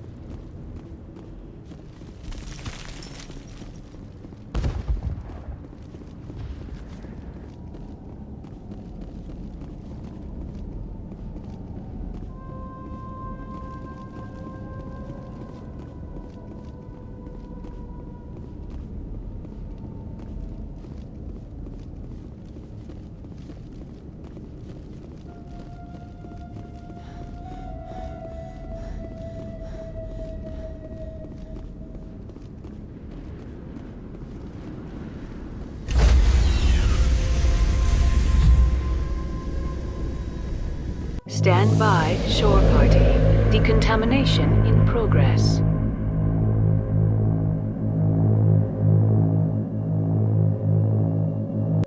Commander, you look pale. Are you suffering any ill effects from the cipher? The cipher shook me up a bit. I might be able to help you. I am an expert on the Protheans. If I join my consciousness to yours, maybe we can make some sense of it. Do it. Hurry. We don't have much time. Relax, Commander. Embrace eternity.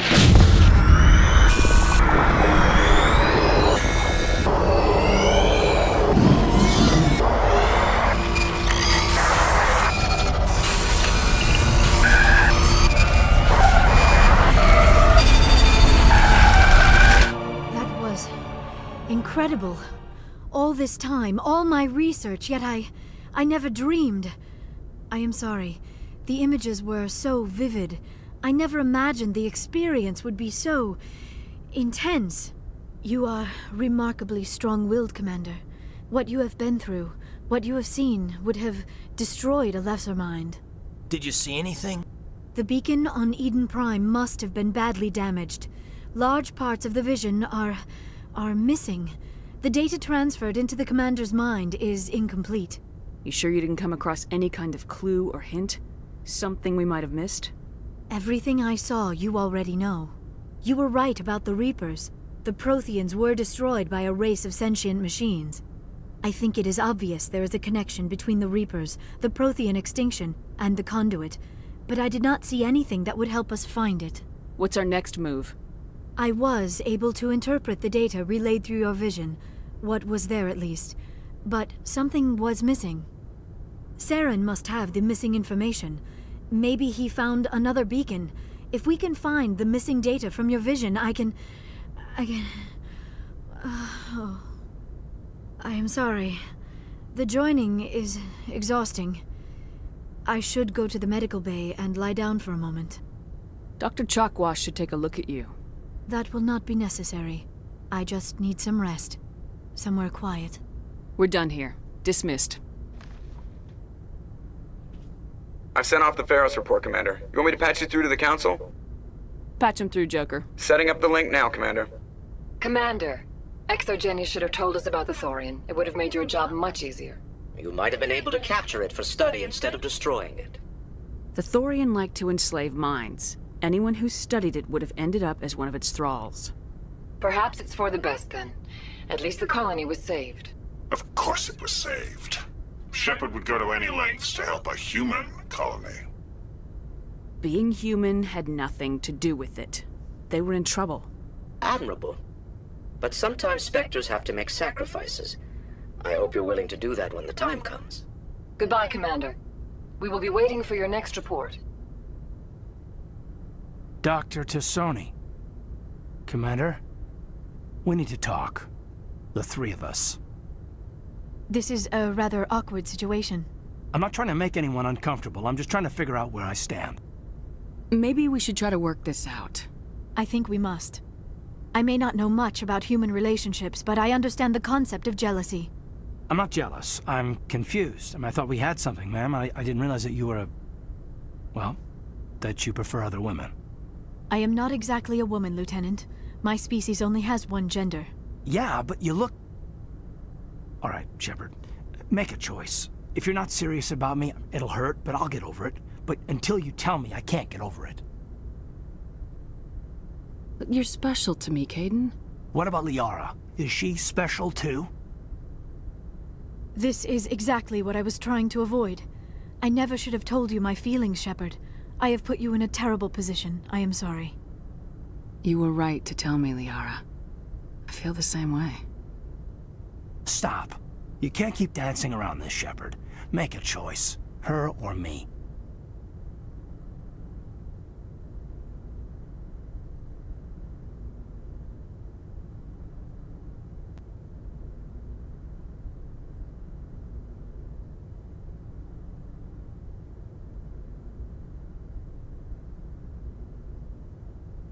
Why do I have to make a choice? Maybe the three of us could... No, sorry, Shepard. I mean, if I'd known... well, maybe we just aren't right for each other. I hope things work out for you two. I've got a lot of work to do, Commander. Mission reports, that kind of thing. You know how it is. I feel bad for him, Shepard. I hope he'll be okay. I'll go talk with him in a while. Give him a chance to cool down. I suppose you're right. I am sorry you were put in this position, but I'm glad you chose me. I don't believe we should continue this discussion here in the comm room, Shepard. You know where to find me if you want to have a more private conversation.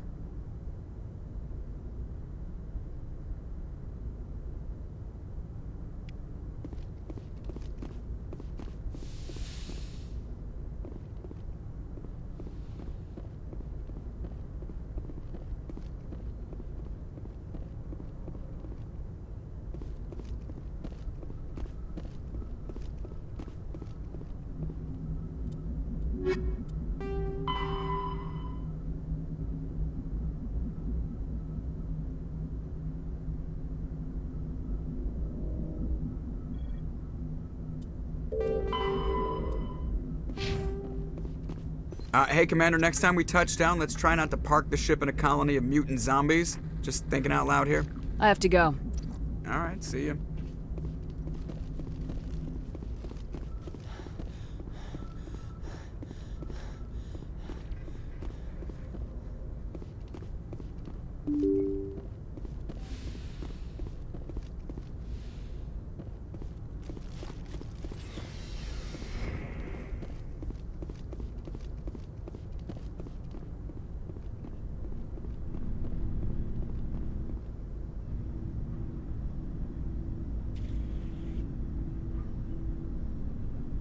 Anything you need, Commander? About Liara and me. Is everything all right? I'm not in high school anymore, Shepard. I'm disappointed, sure. But you made your choice. I'll do my duty. Don't worry about that. You're a good man, Caden. I'm sorry it didn't work out. Just forget it, okay? Like Pascal said, the heart has its reasons, which reason cannot know. She seems like a nice girl, man. I hope things work out between you two. Just trying to get a sense of where the crew's at. Thoughts? I didn't figure you'd have time to talk with all that's going on. There's gotta be some xenobiologists who want to read about the Thorian. The paperwork will keep. Something on your mind? I'm just looking for an ear. The debriefing wasn't the right place to say how ridiculous this is. Seems like every other race in the galaxy is wrapped up in their own problems. They don't want to see what's coming. Wanting to believe everything will be fine? Sounds like human nature to me. Yeah, I guess some things carry across species well enough. I should remember that after what happened with Vernus. I think you'd carry a grudge over the crap you took from Vernus. Before I met Vernus, I knew as much as any other civilian. Aliens were weird, superior, and tried to tell us what to do. I mean, it's only been 26 years since first contact. That's not a lot of time to understand them. But it was Vernus who made me see how human aliens are. They're not different or special. They're jerks and saints, just like us. Hell, by the time I got payback, I didn't even want it anymore. I don't see you snapping very easily. What finally did it? He hurt a girl, broke her arm. She reached for a glass of water instead of pulling it biotically. She just wanted a drink without getting a nosebleed, you know? Like an idiot, I stood up. Didn't know what I was gonna do, just something. And Vernus lost it. Beat the crap out of me. Kept shouting how they should have bombed us back to the Stone Age. And that's when the knife came up. A military-issue talon, right in my face. I cut loose. Full biotic kick right in the teeth. Almost as strong as I can manage now. But at 17, that's something. Tapping that deep must have shocked the hell out of you. Not as much as it shocked Vernus. It killed him. Snapped his neck. They probably could have saved him if they got him to an infirmary quick enough. But they didn't. Caused a stir when they shipped him home. Bot training was shut down. Kinetics folded a couple of years later. So, yeah, maybe I hated that Turian. I mean, if one ass was enough to judge a whole race, I'd hate humans too. A reasonable stance. Keep that level head and we'll do fine. Staying reasonable is about all we've got left. Everyone else in this galaxy seems to have gone out of their minds. Present company accepted, of course. Anything you need, Commander? We'll talk another time, Lieutenant. Commander?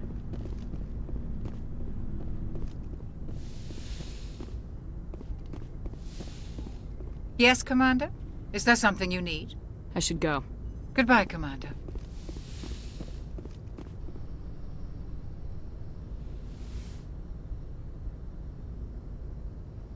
Commander, are you coming to check up on me? You look much better. How are you feeling? Dr. Chakwas assures me I am going to be fine.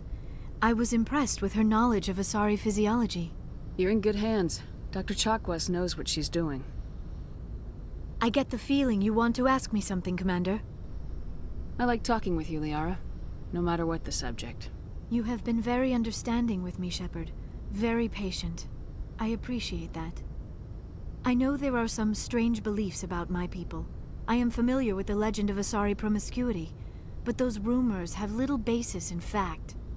When one of my people joins with an individual from another species, it is a very deep and spiritual exchange. We do not enter lightly into a union. You make it sound almost mystical. A true union goes far beyond an ordinary melding. It is a connection that transcends the physical universe. Two become one. Thoughts and senses merge, identities intertwine.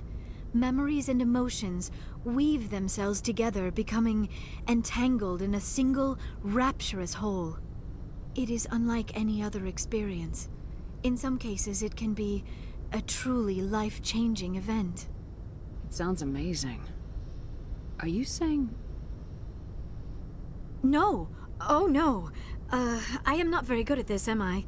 I'm sorry, Shepard. I am trying to explain why I have been so... reserved. The Union is more than just sex. It is the lifeblood of my species, the way we Asari evolve and grow as a society. That is why I have never... that is why we must choose our partners with great care. I want you to be absolutely sure about this, Liara. I am only 106, barely an adult by Asari standards, and I spend most of my time absorbed in my research. I never really thought about it. Not until I met you. You are very special to me, Shepard. But with all that's happened, Saren, the Geth, the Reapers, I do not know if we are ready for this. These are dark times, Liara. Maybe once all this is over. I'm glad you understand, Shepard. There is too much at stake. We need to put aside our personal feelings and focus on stopping Saren. I wish it did not have to be that way. But we all have to make sacrifices. Let's talk about something else. I should go. Goodbye, Shepard.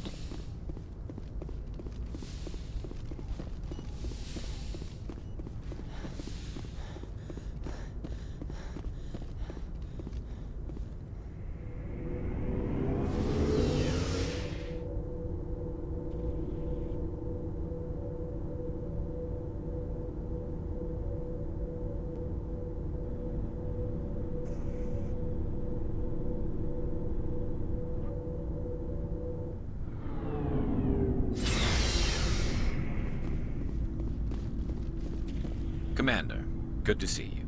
You've been with C-Sec a while. Have you seen much action? Well, not as much as you, but yeah, I've seen some interesting things. I bet you have. Anything in particular that stands out? I remember this Solarian geneticist I was sent to investigate. That case was a bit disturbing. What happened? Why were you investigating him? I was tasked with tracking black market trade on the Citadel. Most of it harmless, nothing I needed to pursue.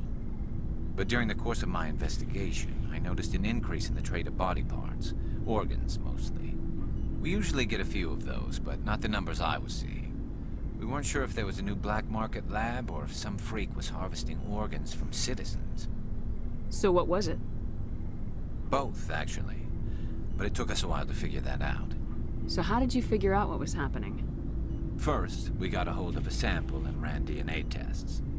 The weird thing was, the match led us to a Turian who was still alive and was very convinced he'd never lost his liver.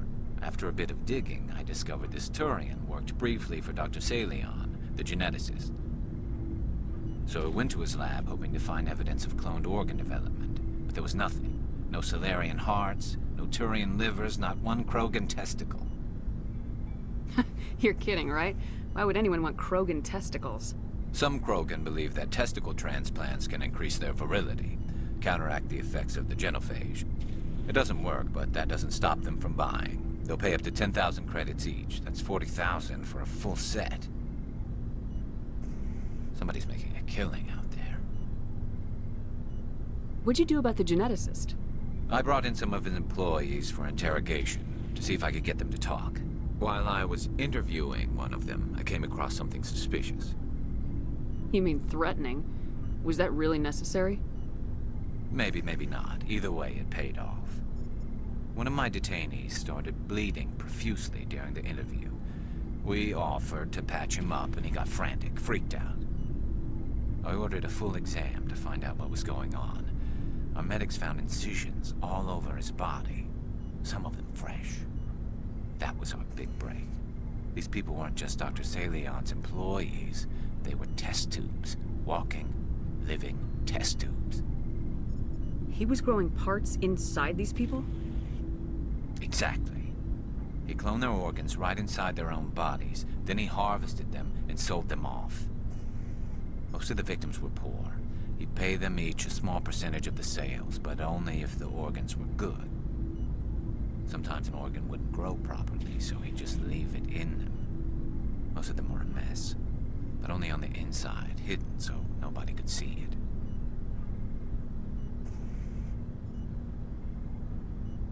I hope he got what he deserved. That's the worst part. We never caught him.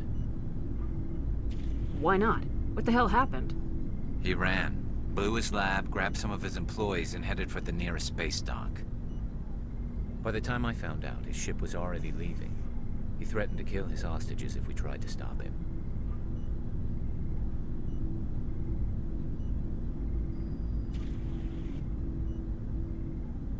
But you went after him anyway, right? I ordered Citadel Defense to shoot him down, but CSEC headquarters countermanded my order. They were worried about the hostages, worried about civilian casualties if the ship was destroyed so close to the Citadel. I told them those hostages were dead anyway. He just used them to make more organs, but they wouldn't listen.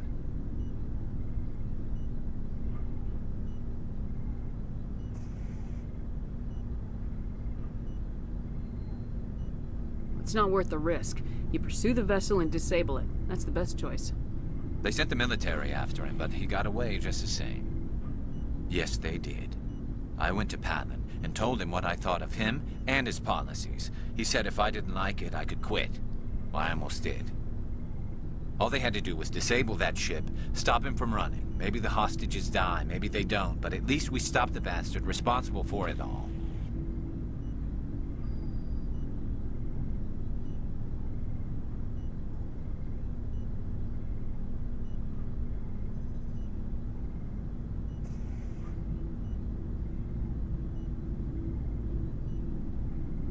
If you don't care about the fate of those hostages, then you're no better than he is. You're just a terrorist with a badge. Yeah, maybe you're right. It doesn't make it any easier, but I see your point. Just wish I could have stopped him. That's all. Do you have any idea what happened to Dr. Salian? I sent out feelers from time to time, hoping to find something. I thought I'd found him a while back. He changed ships and changed his name to Dr. Hart, his idea of a joke, I guess. I told the military, but they weren't convinced it was him. I got the transponder frequency for his new ship, but I just can't get anyone to check it out. I'll check out the coordinates when I get a chance. I was hoping you'd say that. But Commander, take me with you when you go. If it's Salion, I want to be there when you find him.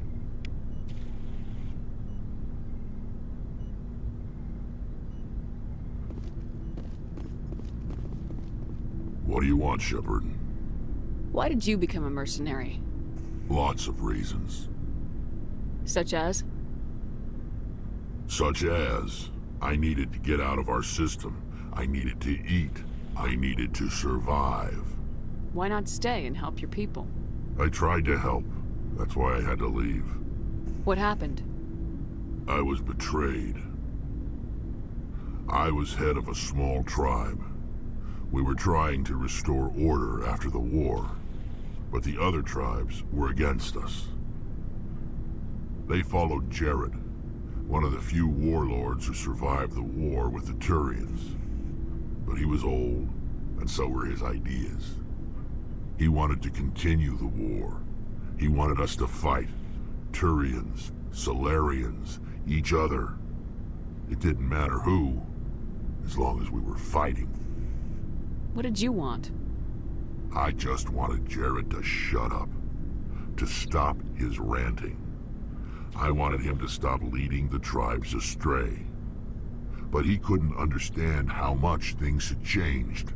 We didn't have the numbers to go to war. Even if we did, the genophage made sure we couldn't replenish our numbers fast enough. I told them all to forget about war. We needed to focus on breeding, at least for one generation. And for a while, we were getting through. Some of the tribes started coming around. I take it the warlord didn't appreciate that. No, he didn't. He arranged a crush with the tribes, a meeting on neutral ground.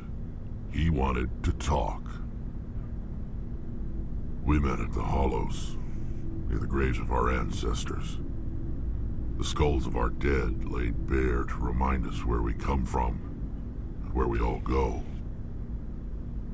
It's as sacred as any Krogan place can be. Violence is forbidden. Sounds like a trap to me. You must have suspected as much. I did. But when your father invites you to a crush, well, there are some laws that even we hold sacred. Jared was your father? He was. Until that day. We talked, but we didn't get anywhere. When it was clear that I wouldn't join him, he gave the signal. His men leapt from the graves of our ancestors like Krogan undead. The few that were loyal to me died quickly. I escaped with my life, but not before I sank my dagger deep into my father's chest. That is why I left, and that's why I'll never go back. Are your people really dying? We're sure not getting any stronger. We're too spread out. None of us are interested. You must have family other than your father. Don't you miss them? You're trying to make me cry, Shepard. I've got some unfinished business with my family, but that's all. What kind of business? Before I left, I made an oath to my father's father. I swore to recover my family's battle armor. It was taken from him after the uprising. Who has it? Originally, it was taken by the Turian military. We weren't allowed armor or weapons after the war. Now, it's in the hands of Taun Actus, a Turian scum who collects relics from the war. He's made millions selling Krogan artifacts that were stolen from my people. He's got several bases where he stores his goods, all fortified and guarded. I just don't know which base has my family's armor. Just tell me where to start looking. I'll upload the data to your nav system. But Commander, I want to be there when you find him. So long, Rex. Shepard. Commander? Do you have a few minutes to talk? One-on-one? I'm off duty until tomorrow. I was gonna have a small drink. Bit of a celebration. If you're interested. I'm on duty. Have anything without alcohol? You're always on duty, Shepard. It's Armistice Day, when the first contact war ended. My family always marks it. Since I'm the only Williams aboard, I thought I'd ask you. Seems like an odd thing to celebrate. That was 26 years ago. In our family, it's not really a celebration, more like an obligation. Don't tell me you don't know about my family. My commanders always find out. It's not in my files or something? There's almost nothing in your files. Technical scores and a list of crap assignments. There's a reason for the crap assignments. I'm General Williams' granddaughter, the commander of the Shanxi garrison in the war. The only human ever to surrender to an alien race. I see. That's why you drive yourself so hard. A Williams has to be better than the best, if only to avoid suspicion. That's what my dad told me the night before he retired. Takes a special kind of thick-headed to march into a job where your family's blacklisted. I did it anyway. I'm not gonna let our name go down with Arnold and Quisling. Granddad deserved better than that. What happened to your grandfather after the war? He was relieved of command as soon as Shanxi was liberated. They brought him back to Earth in irons, but there was never a trial. They quietly demoted him and stuck him behind a desk. He retired a year later and spent the rest of his life working construction in the colonies. Sometimes we hear about attempts to get him exonerated in some official way. Nothing ever comes of him. As I recall, your grandfather held out for a long time. The Turians wrecked the orbitals in the first wave and occupied the major cities. They sat in orbit, dropping rocks on anything that moved. Granddad dispersed the troops, but when they went into the cities for supplies, the Turians would wreck a block to eliminate one fire team. Civilians were dying, his troops were starving, and he couldn't contact Alliance High Command. So he surrendered the garrison. He refused to sacrifice his men just to save face for humanity. You planning to throw yourself on a sword to save face for him? Would it make a difference? He's gone now. Dad's gone too. And who would it impress? I'll never be good enough for the Alliance. So now you know. Gonna kick me off the ship, Skipper? You're a valuable part of my crew, Williams. If I want an opinion from the head, I go to Alenko. When I want one from the heart, I go to you. I also play a mean game of pool. But anyway, I've got things to do before we land. I'm sure you do too. Dismissed, Chief. Ma'am?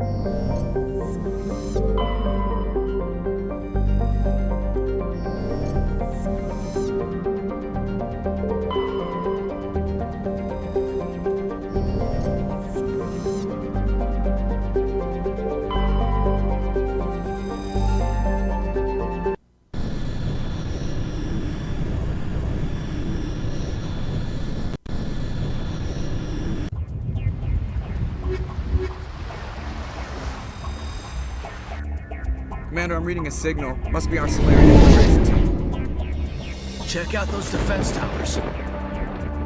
Drop the Mako. We'll go in hot and take them out. I'll get you in underneath their radar, Commander.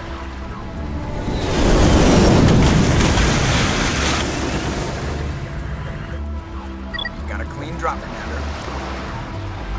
Stay out of range and continue evasive maneuvers until I bring those AA towers down.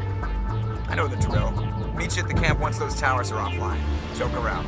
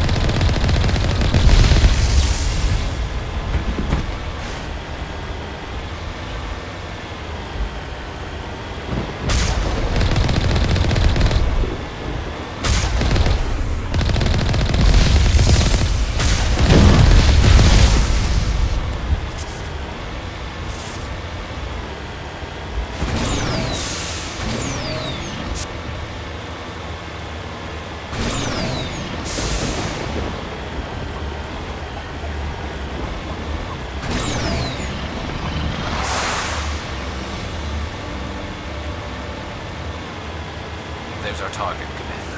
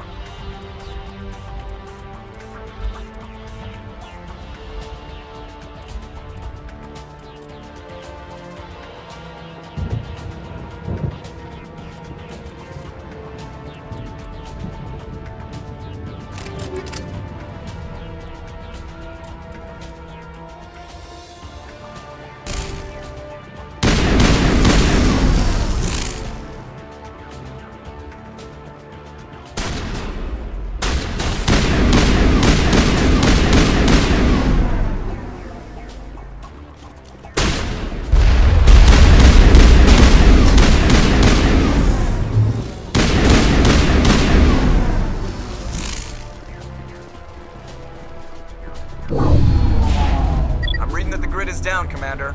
On approach to the Solarian base now. Out. Ready to continue. On your mark, Commander Shepard.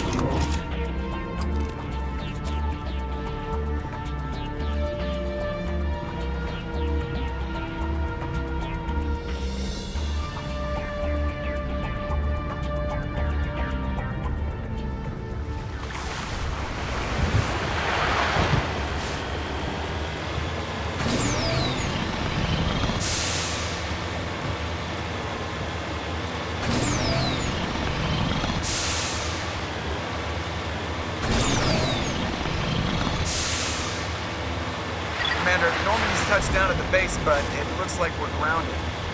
The Solarian captain can explain when we get here.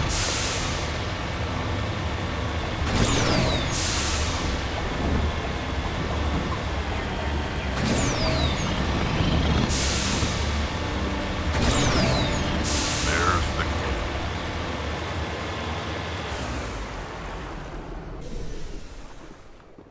So what are we supposed to do now? Stay put until we can come up with a plan. Are you in charge here? What's the situation? I'm Captain Kirahi, 3rd Infiltration Regiment STG. You and your crew have just landed in the middle of a hot zone. Every AA gun within 10 miles has been alerted to your presence. Oh, that's just great. What now? We stay put until the Council sends the reinforcements we requested. We are the reinforcements. What? You're all they sent? I told the Council to send a fleet. We couldn't understand your transmission. They sent me to investigate. That is a repetition of our task. I lost half my men investigating this place. So what have you found? Saren's base of operations. He set up a research facility here, but it's crawling with Geth and very well fortified. What's Saren researching?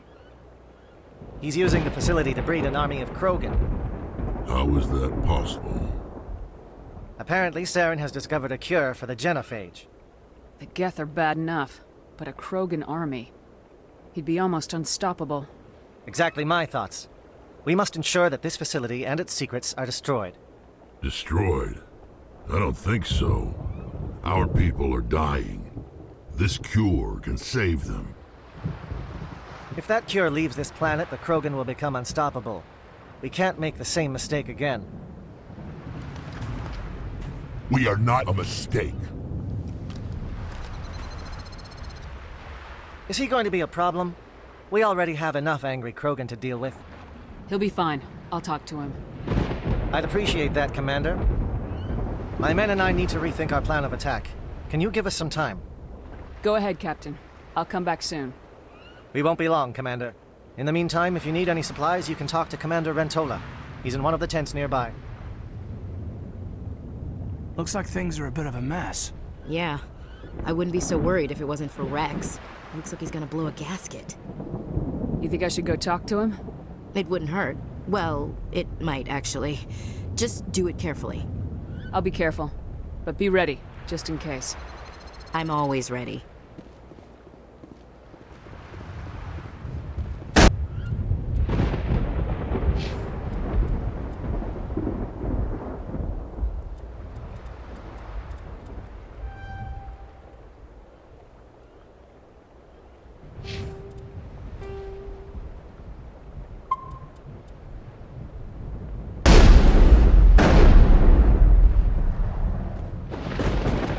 This isn't right, Shepard.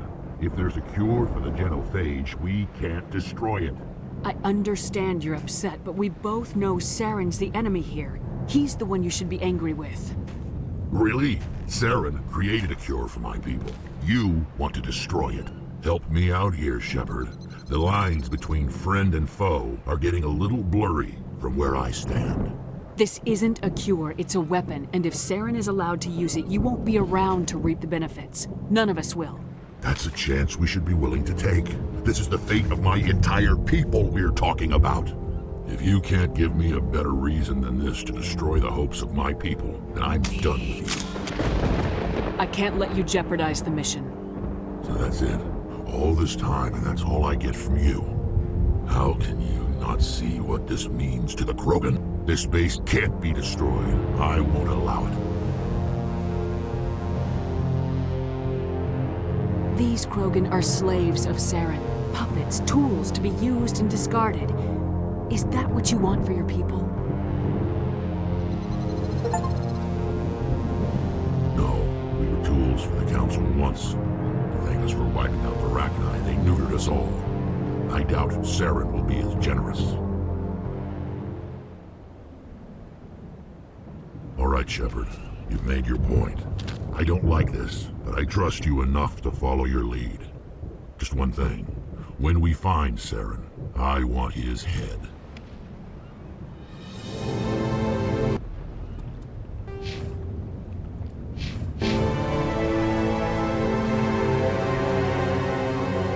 I'm surprised that Krogan yielded to your argument.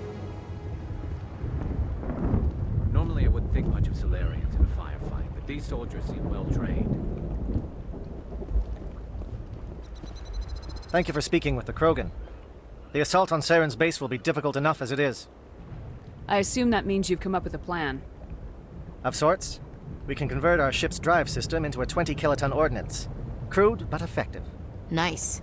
Drop that nuke from orbit, and Saren can kiss his Turian ass goodbye. Unfortunately, the facility is too well fortified for that. We'll need to place the bomb at a precise location. Where do we take the nuke? And how do we get there? The bomb must be taken to the far side of the facility. Your ship can drop it off, but we'll need to infiltrate the base, disable the AA guns, and pacify any ground forces first. You want us to go in on foot? We don't have enough men. It does sound a bit risky. Is there no other way? No, but I think we can work around that. I'm going to divide my men into 3 teams and hit the front of the facility. While we've got their attention, you can sneak your shadow team in the back. It's a good idea, but your people are gonna get slaughtered. We're tougher than we look, Commander. But it's true. I don't expect many of us will make it out alive. And that makes what I'm going to ask even more difficult. I need one of your men to accompany me, to help coordinate the teams. We'll need someone who knows Alliance communication protocols. I volunteer, Commander. Not so fast, LT. Commander Shepard will need you to arm the nuke. I'll go with the Solarians. With all due respect, Gunnery Chief, it's not your place to decide. Why is it that whenever someone says, with all due respect, they really mean kiss my ass? Alenko, you're with the captain. Keep it simple. Understood? Aye, aye, Commander. I will have the ordnance loaded onto the Normandy and brief your crew on its detonation sequencing. Do you have any questions before we go, Commander? I'm ready when you are, Captain. Excellent. Then if you'll excuse me, I need to prepare my men. Well, this is it. Don't do anything foolish while I'm gone, Ash. And that goes for you too, Commander. We'll be fine, LT. Yeah, good luck. It's a dangerous situation. Keep your eyes open and be ready for anything. You bet, Commander. You all know the mission and what is at stake. I have come to trust each of you with my life, but I have also heard murmurs of discontent. I share your concerns. We are trained for espionage. We would be legends, but the records are sealed. Glorying in battle is not our way. Think of our heroes. A silent step who defeated a nation with a single shot. Or the ever-alert who kept armies at bay with hidden facts. These giants do not seem to give us solace here, but they are not all that we are. Before the network, there was the fleet. Before diplomacy, there were soldiers. Our influence stopped the Rachni, but before that, we held the line. Our influence stopped the Krogan, but before that, we held the line. Our influence will stop Saren. In the battle today, we will hold the line. Good luck, Commander. I hope we will meet again.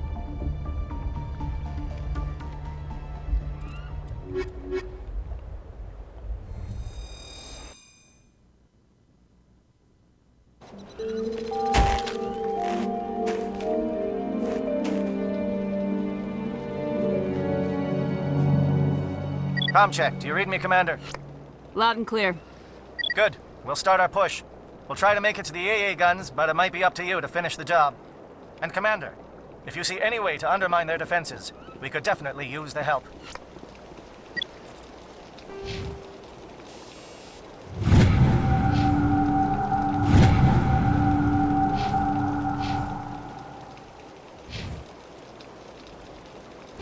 Shadow is on the ground. Repeat, Shadow is on the ground. Lieutenant Alenko with AE Corps team. Runovai, Dayeto team. Move! Time to get some attention.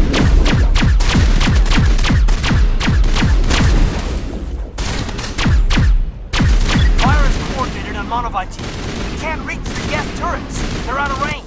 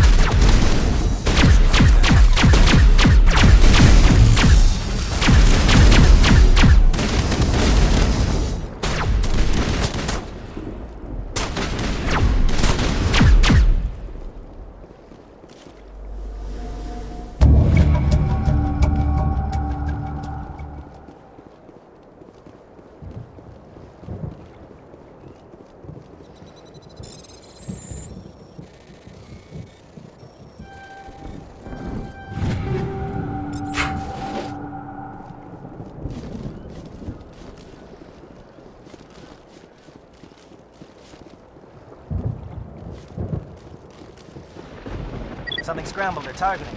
We've got a shot. Lieutenant Alenko, take the heat off Man of Eye.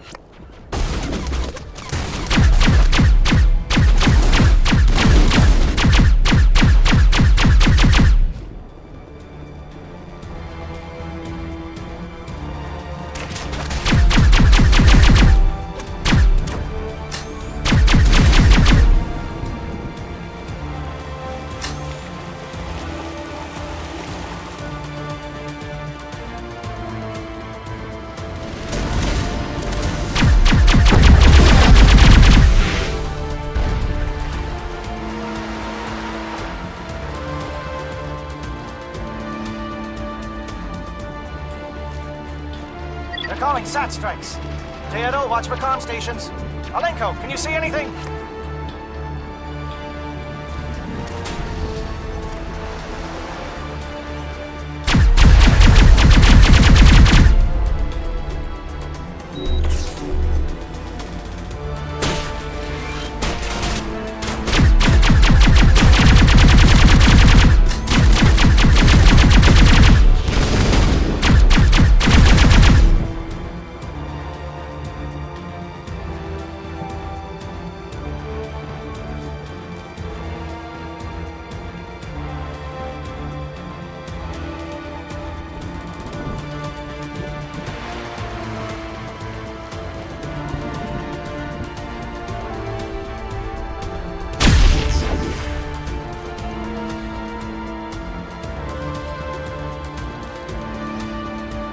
Getting pounded! Bunker up before the aircraft return!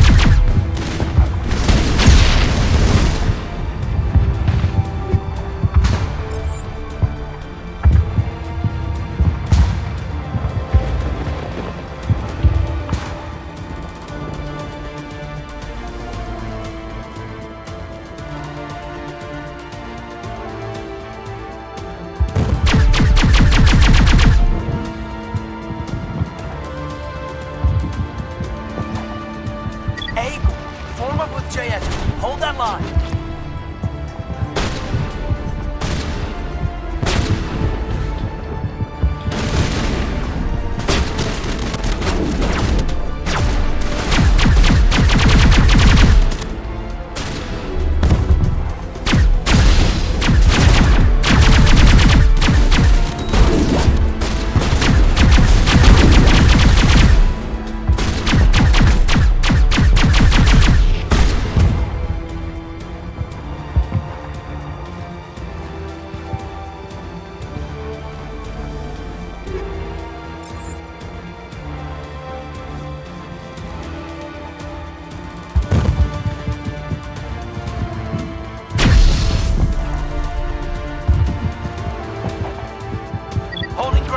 J.Edo around me. Shadow team must be getting close.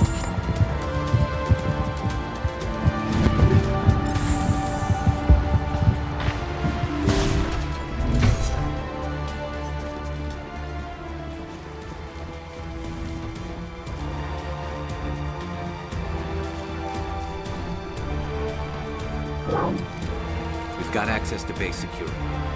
We should be able to cut the alarms from here. Might even be able to trigger alarms on the far side of the base. It'll clear out the guards for us, but they might be too much for the Solarian teams to handle. Alenko can take a few more. Minimize the guard presence in the base. I hope they're ready for this.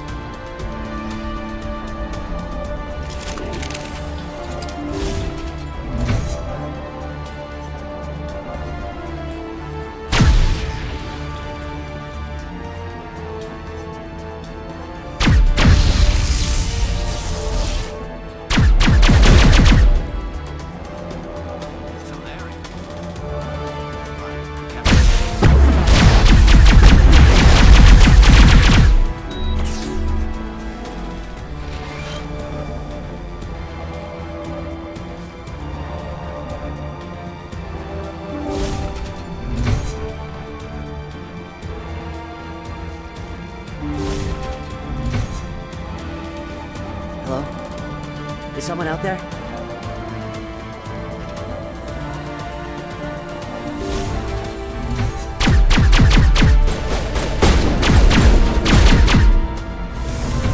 Krogan reinforcements! Janto, hold your ground! We're being flanked!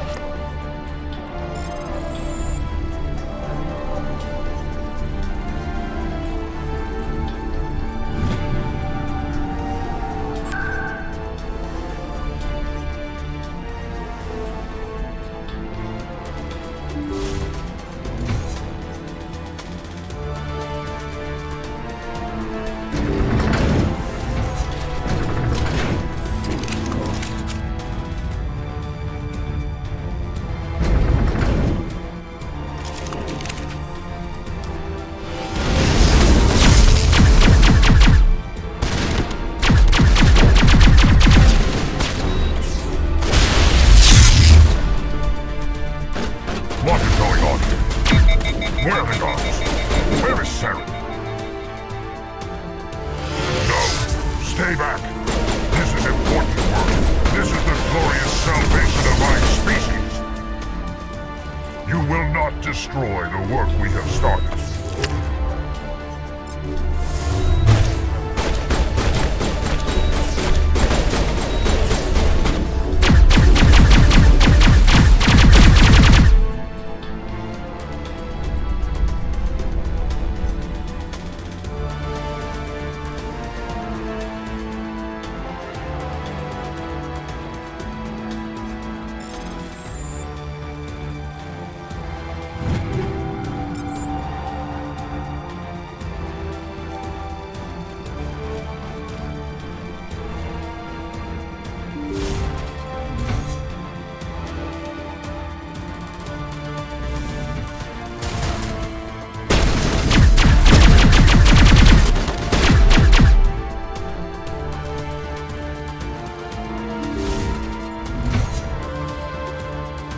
Shoot! Please, I just want to get out of here before it's too late. I'm not gonna hurt you. Who are you? Ranathanoptis, neurospecialist. But this job isn't worth dying over, or worse. You think the indoctrination only affects prisoners? Sooner or later, Saren will want to dissect my brain too. Give me one reason I should help you. I can help you. This elevator behind me goes to Saren's private lab. I can get you in. See? Full access. All of Saren's private files. Are we good? Can I go? What were you studying here? It's that ship, Sovereign. It emits some kind of signal. Undetectable, but it's there. I've seen the effects. Saren uses it to influence his followers, to control them. It's called indoctrination. Direct exposure to the signal turns you into a mindless slave, like the Solarian test subjects. But there's collateral damage, too. I'm gonna blow this place to hell and gone. If you want to make it out alive, you better start running. What? You can't. But I'll never. Ah! You enjoyed that, Commander.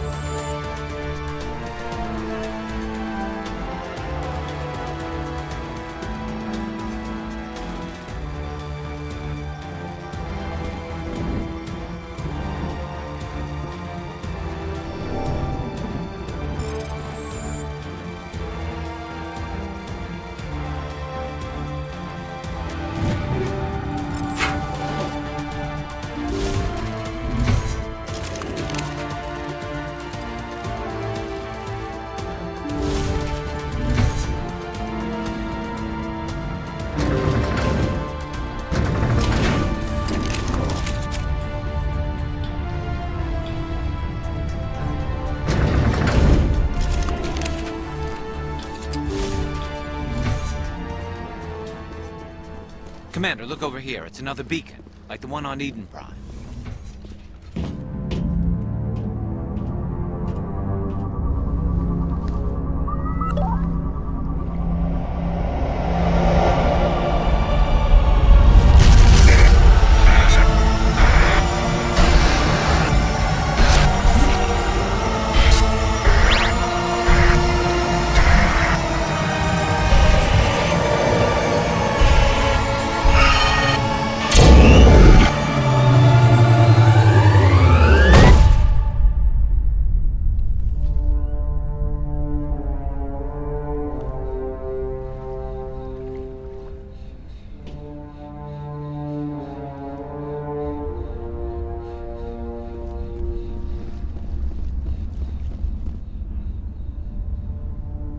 I get the feeling something bad is about to happen. You are not Saren. What is that? Some kind of VI interface? Rudimentary creatures of blood and flesh. You touch my mind, fumbling in ignorance, incapable of understanding. I don't think this is a VI. There is a realm of existence so far beyond your own, you cannot even imagine it. I am beyond your comprehension. I am Sovereign. Sovereign isn't just some Reaper ship Saren found. It's an actual Reaper. Reaper, a label created by the Protheans to give voice to their destruction. In the end, what they chose to call us is irrelevant. We simply are. The Protheans vanished 50,000 years ago. You couldn't have been there. It's impossible. Organic life is nothing but a genetic mutation. An accident. Your lives are measured in years and decades. You wither and die. We are eternal, the pinnacle of evolution and existence. Before us, you are nothing. Your extinction is inevitable. We are the end of everything. There is an entire galaxy of races united and ready to face you. Confidence born of ignorance. The cycle cannot be broken. Cycle? What cycle? The pattern has repeated itself more times than you can fathom. Organic civilizations rise, evolve, advance, and at the apex of their glory, they are extinguished. The Protheans were not the first. They did not create the Citadel. They did not forge the mass relays. They merely found them, the legacy of my kind. Why would you construct the mass relays, then leave them for someone else to find? Your civilization is based on the technology of the mass relays. Our technology. By using it, your society develops along the paths we desire. We impose order on the chaos of organic evolution. You exist because we allow it, and you will end because we demand it. They're harvesting us. They're here to wipe us out. What do you want from us? Slaves? Resources? My kind transcends your very understanding. We are each a nation, independent, free of all weakness. You cannot even grasp the nature of our existence. Where did you come from? Who built you? We have no beginning. We have no end. We are infinite. Millions of years after your civilization has been eradicated and forgotten, we will endure. Where are the rest of the Reapers? Are you the last of your kind? We are Legion. The time of our return is coming. Our numbers will darken the sky of every world. You cannot escape your doom. You're not even alive. Not really. You're just a machine, and machines can be broken. Your words are as empty as your future. I am the vanguard of your destruction. This exchange is over.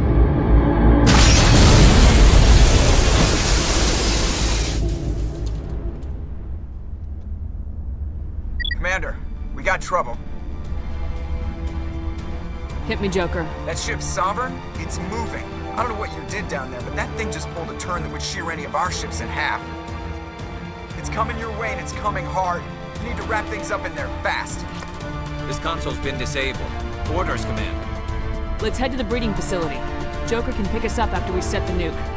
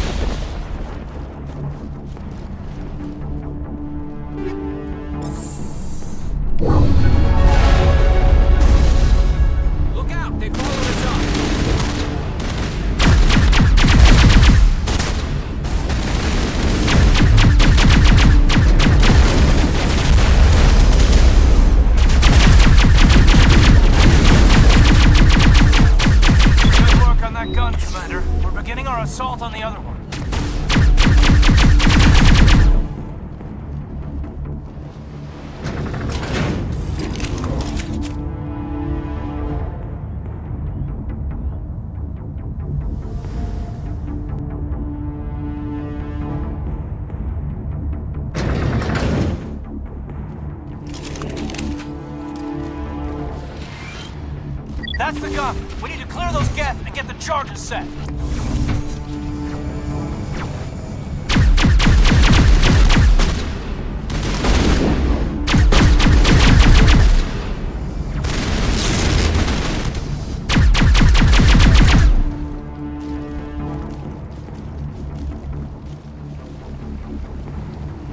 The charges are set and ready. Everybody get low and keep your heads down.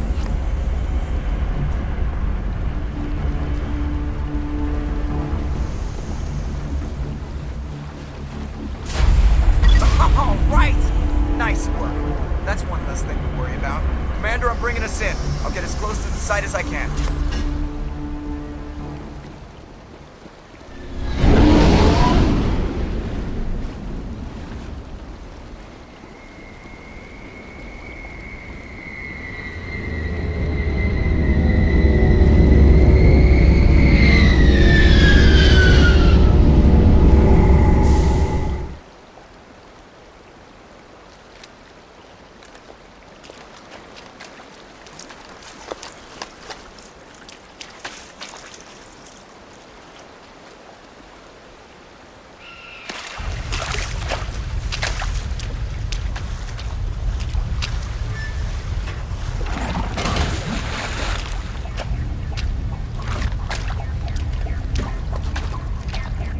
Bomb is in position. We're all set here.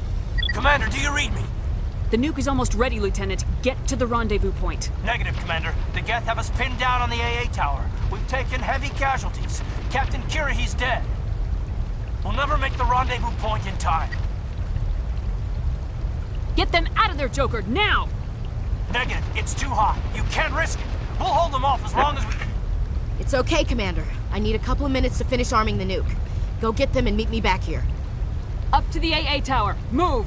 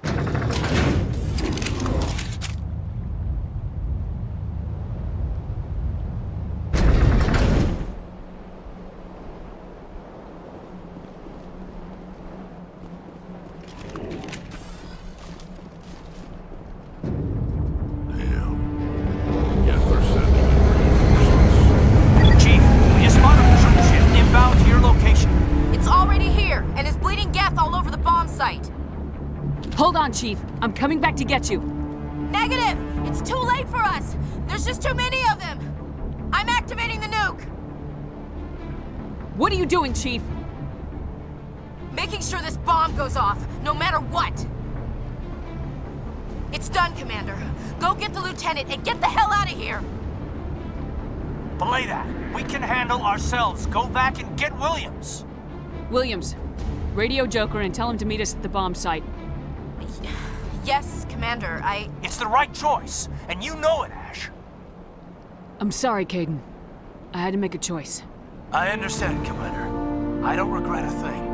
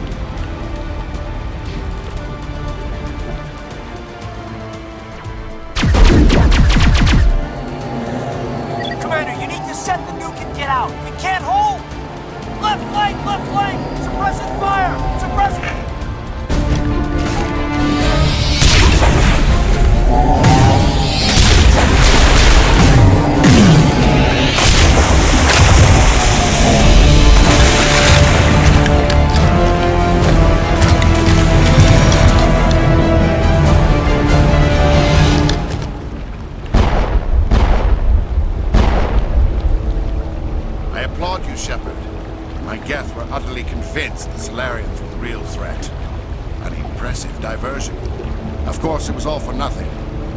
I can't let you disrupt what I've accomplished here. You can't possibly understand what's really at stake. Why are you doing this? You've seen the vision from the beacons, Shepard. You of all people should understand what the Reapers are capable of. They cannot be stopped. Do not mire yourself in pointless revolt. Do not sacrifice everything for the sake of petty freedoms. The Protheans tried to fight, and they were utterly destroyed.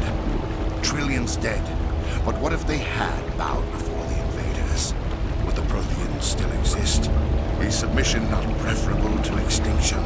Do you really believe the Reapers will let us live? Now you see why I never came forward with this to the Council. We organics are driven by emotion instead of logic. We will fight even when we know we cannot win. But if we work with the Reapers, if we make ourselves useful, think how many lives could be spared. Once I understood this, I joined Sovereign. Though I was aware of the dangers, I had hoped this facility could protect me. You're like every other poor bastard in this place. A tool Sovereign can use, then cast aside. I've studied the effects of indoctrination. The more control Sovereign exerts, the less capable the subject becomes. That is my saving grace.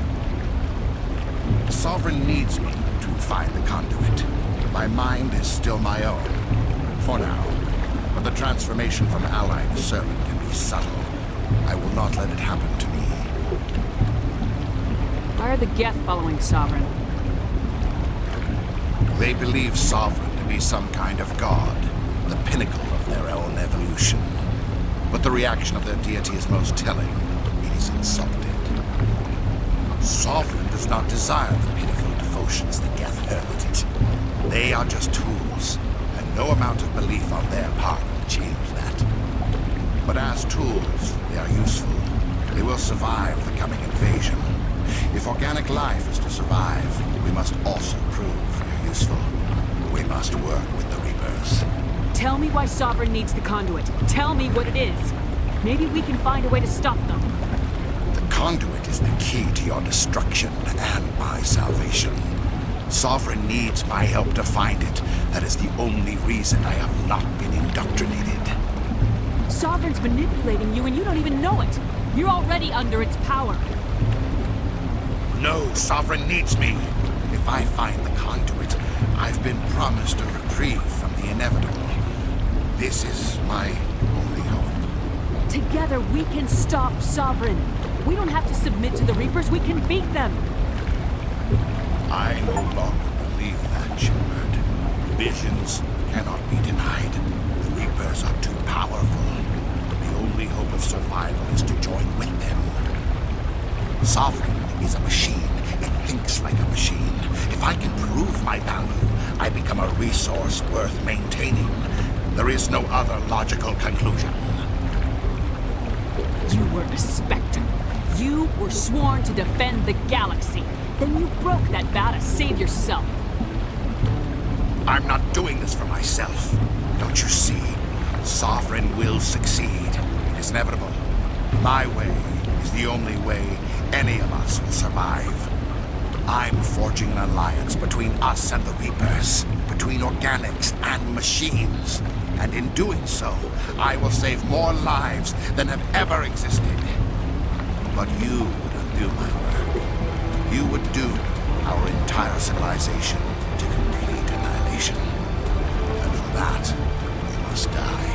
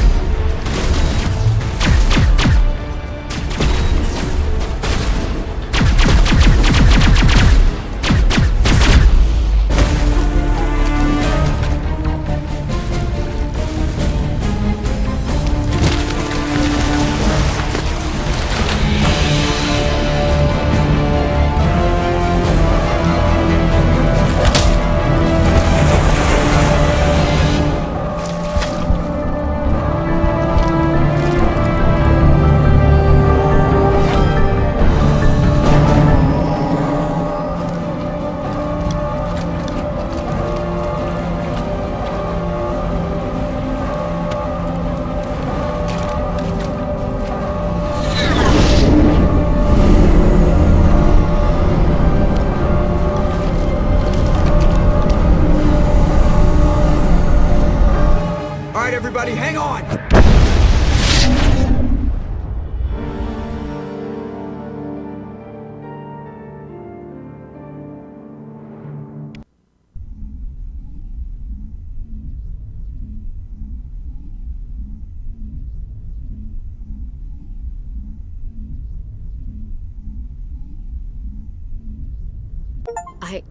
I can't believe Caden didn't make it. How could we just leave him down there? Alenko knew the risks going in. He gave his life to save the rest of us. It should have been me, Commander. You know that. It wasn't your call, Williams. I had to choose. I chose you. I'm sorry, Commander. You saved my life. I'm grateful for that. But it should have been me.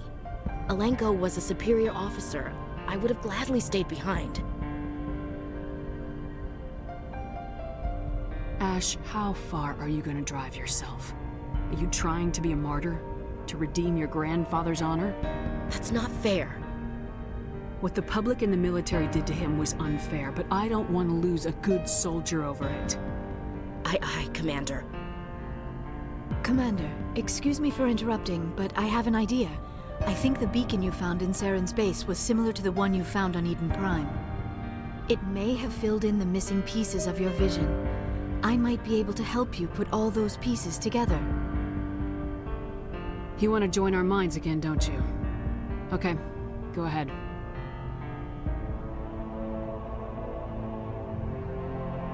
Relax, Commander. Embrace eternity.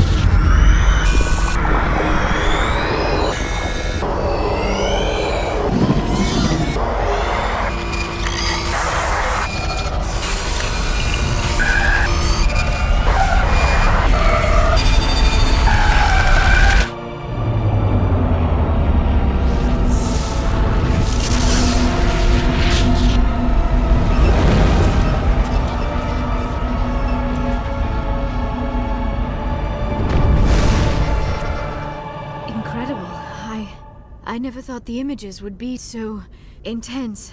I need a moment to collect myself. Did the vision make any sense to you? It's a distress call. A message sent out across the Prothean Empire.